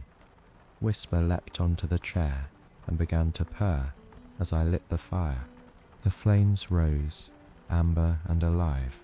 "She was right again," I said softly. "The sea does remember." Outside the rain had returned, gentle now, more like mist, and through its rhythm I could almost hear the tide answering from far away. And for the first time in many winters, the sound did not ache. It simply belonged. It was late February when the snow finally melted from the eaves, leaving the gutters humming with thin ribbons of water. The air was lighter, the mornings brighter. Each dawn arrived earlier now, slipping quietly through the curtains. Before I woke, Whisper had taken to sleeping near the foot of the bed instead of by the fire, a sure sign the season had turned its corner. That morning, I woke before the alarm. The sky outside was the color of pearl, faint streaks of pink reaching across it like brushstrokes. The house was still, save for the soft ticking of the clock and the occasional creak of wood adjusting to warmth. I sat up slowly, stretching stiff arms, and let my eyes rest on the familiar scene: the lamp, the small vase of lavender, the photo of her smiling as if she'd just thought of something funny she wasn't ready to say. For the first time in a long while, the thought that followed wasn't grief, it was gratitude. Downstairs, the kettle began its quiet hiss as the fire woke from its embers. The smell of smoke mixed with the faint sweetness of tea leaves. I poured 2 cups without hesitation. The second, as always, found its place opposite mine on the small table by the window. The habit no longer hurt. It felt like a ritual now, a quiet conversation made of steam and silence. Outside, the garden glistened. The lavender, trimmed back in autumn, showed the first hints of green. The small bench by the fence was still damp from snowmelt, its iron arms streaked with rust and memory. I thought of repainting it, but some part of me liked it this way, aged, honest, a little tired but still steady. Whisper jumped onto the windowsill, pressing his nose to the glass. Beyond the fence, a robin hopped along the cobblestones, its red breast bright against the grey. He tapped the window once with his paw, and the bird flew off in a flurry of feathers. "You'll scare all the company away," I told him. He blinked, tail flicking, and returned to grooming his paws, indifferent to my reprimand. The postman came around 10, whistling as always. I waved from the doorway, and he raised his cap. "Morning, Mr. Harris. Nothing for you today, I'm afraid." "That's quite all right," I said. "Sometimes the best news is no news at all." He laughed, wished me a good day, and moved along. I lingered at the door, feeling the warmth of the sun on my face. It had been months since I'd stood outside without a coat. The air smelled faintly of wet earth and beginnings. After lunch, I decided to tidy the study, a task I'd avoided since before winter. Papers had gathered on the desk like fallen leaves. I sorted through them slowly, making small piles: bills, letters, notes from Tom's last visit. At the bottom of one drawer, I found an old notebook, its cover scuffed, pages lined with her handwriting. Not her journal that I kept safe, but the one she'd used for ideas, short fragments, sketches of dialogue, single words she wanted to remember. On the last page, written faintly in pencil, was a sentence I didn't recall seeing before. Home isn't a place. It's the light that stays when love has already left the room. I read it twice, tracing the words with my fingertip. You always knew how to end a story, I whispered. I tore the page gently, folded it, and slipped it into the frame behind her photograph. One last note between us. The afternoon drifted by in soft, golden quiet. I played one of her records, not the jazz she loved most, but something slower, almost orchestral. The violins rose and fell like breath. Whisper lay stretched out on the rug, his belly exposed to the warmth. I leaned back in the armchair, watching the light move across the room. It touched everything she'd left behind. The lantern still in the window, the green one glowing faintly, even without flame, the umbrella handle on the mantel, polished by my hands, the seashell letter tucked safely beneath it. Each object seemed to hum in its own small way, threads of her presence woven through them. I closed my eyes. The music and the sound of the wind outside merged into a single current. Time felt softer here, not gone, just quieted. I thought of all the moments that had built this house of ours, each one a brick of laughter, a window of kindness. Even loss, I realized, had been part of the architecture. When the record ended, I didn't rise to change it. Silence suited the hour. The light had shifted again. Softer, lower, the first traces of evening brushed against the glass. The room, for all its stillness, felt alive. A faint knock pulled me from my thoughts. I opened the door to find Tom standing there again, cheeks flushed from the cold. "I hope I'm not intruding," he said, holding up a small parcel wrapped in brown paper. The post office had a few old records they were going to discard. Thought you might want them. I took the parcel, the corners still warm from his hands. "You've got good timing. I just ran out of excuses not to dance." He smiled. "It's good to see you well, sir. The house looks brighter. It's finding its rhythm again," I said. "Took long enough." He nodded, glancing toward the mantel. "You keep her close, closer than ever." He stayed for tea. We talked about small things, the thaw, the bakery reopening, his mother's stubborn roses. When he left, dusk had settled. I watched him disappear down the street, his figure blending into the amber glow of the lamps. Inside, I unwrapped one of the records. The label read, "Evening Reverie, 1946. I placed it gently on the gramophone and lowered the needle. The first notes were slow, tender, the kind of melody that fills without overwhelming. I turned down the lamp and let the fire's glow take over. Whisper jumped into my lap, purring, his warmth syncing with the pulse of the song. I looked at her photograph and raised my cup in silent toast. "We did it," I said softly. "The house is still alive." Outside, the last of the snow melted into the earth, the rain returning, not as grief, but as renewal. Through the window, the lanterns shone faintly, their reflections rippling across the glass. The music faded into silence. The light lingered, and for a long, unhurried moment, everything felt perfectly in place. Love, memory, rain, warmth, all balanced in the hush of the evening. I leaned back, letting my eyes close, not in sadness, not in longing, but in peace. Whisper shifted, the fire sighed, and somewhere in the quiet, I thought I heard her voice again. Not as a whisper this time, but as calm as the sea. You kept your promise. I smiled. Always.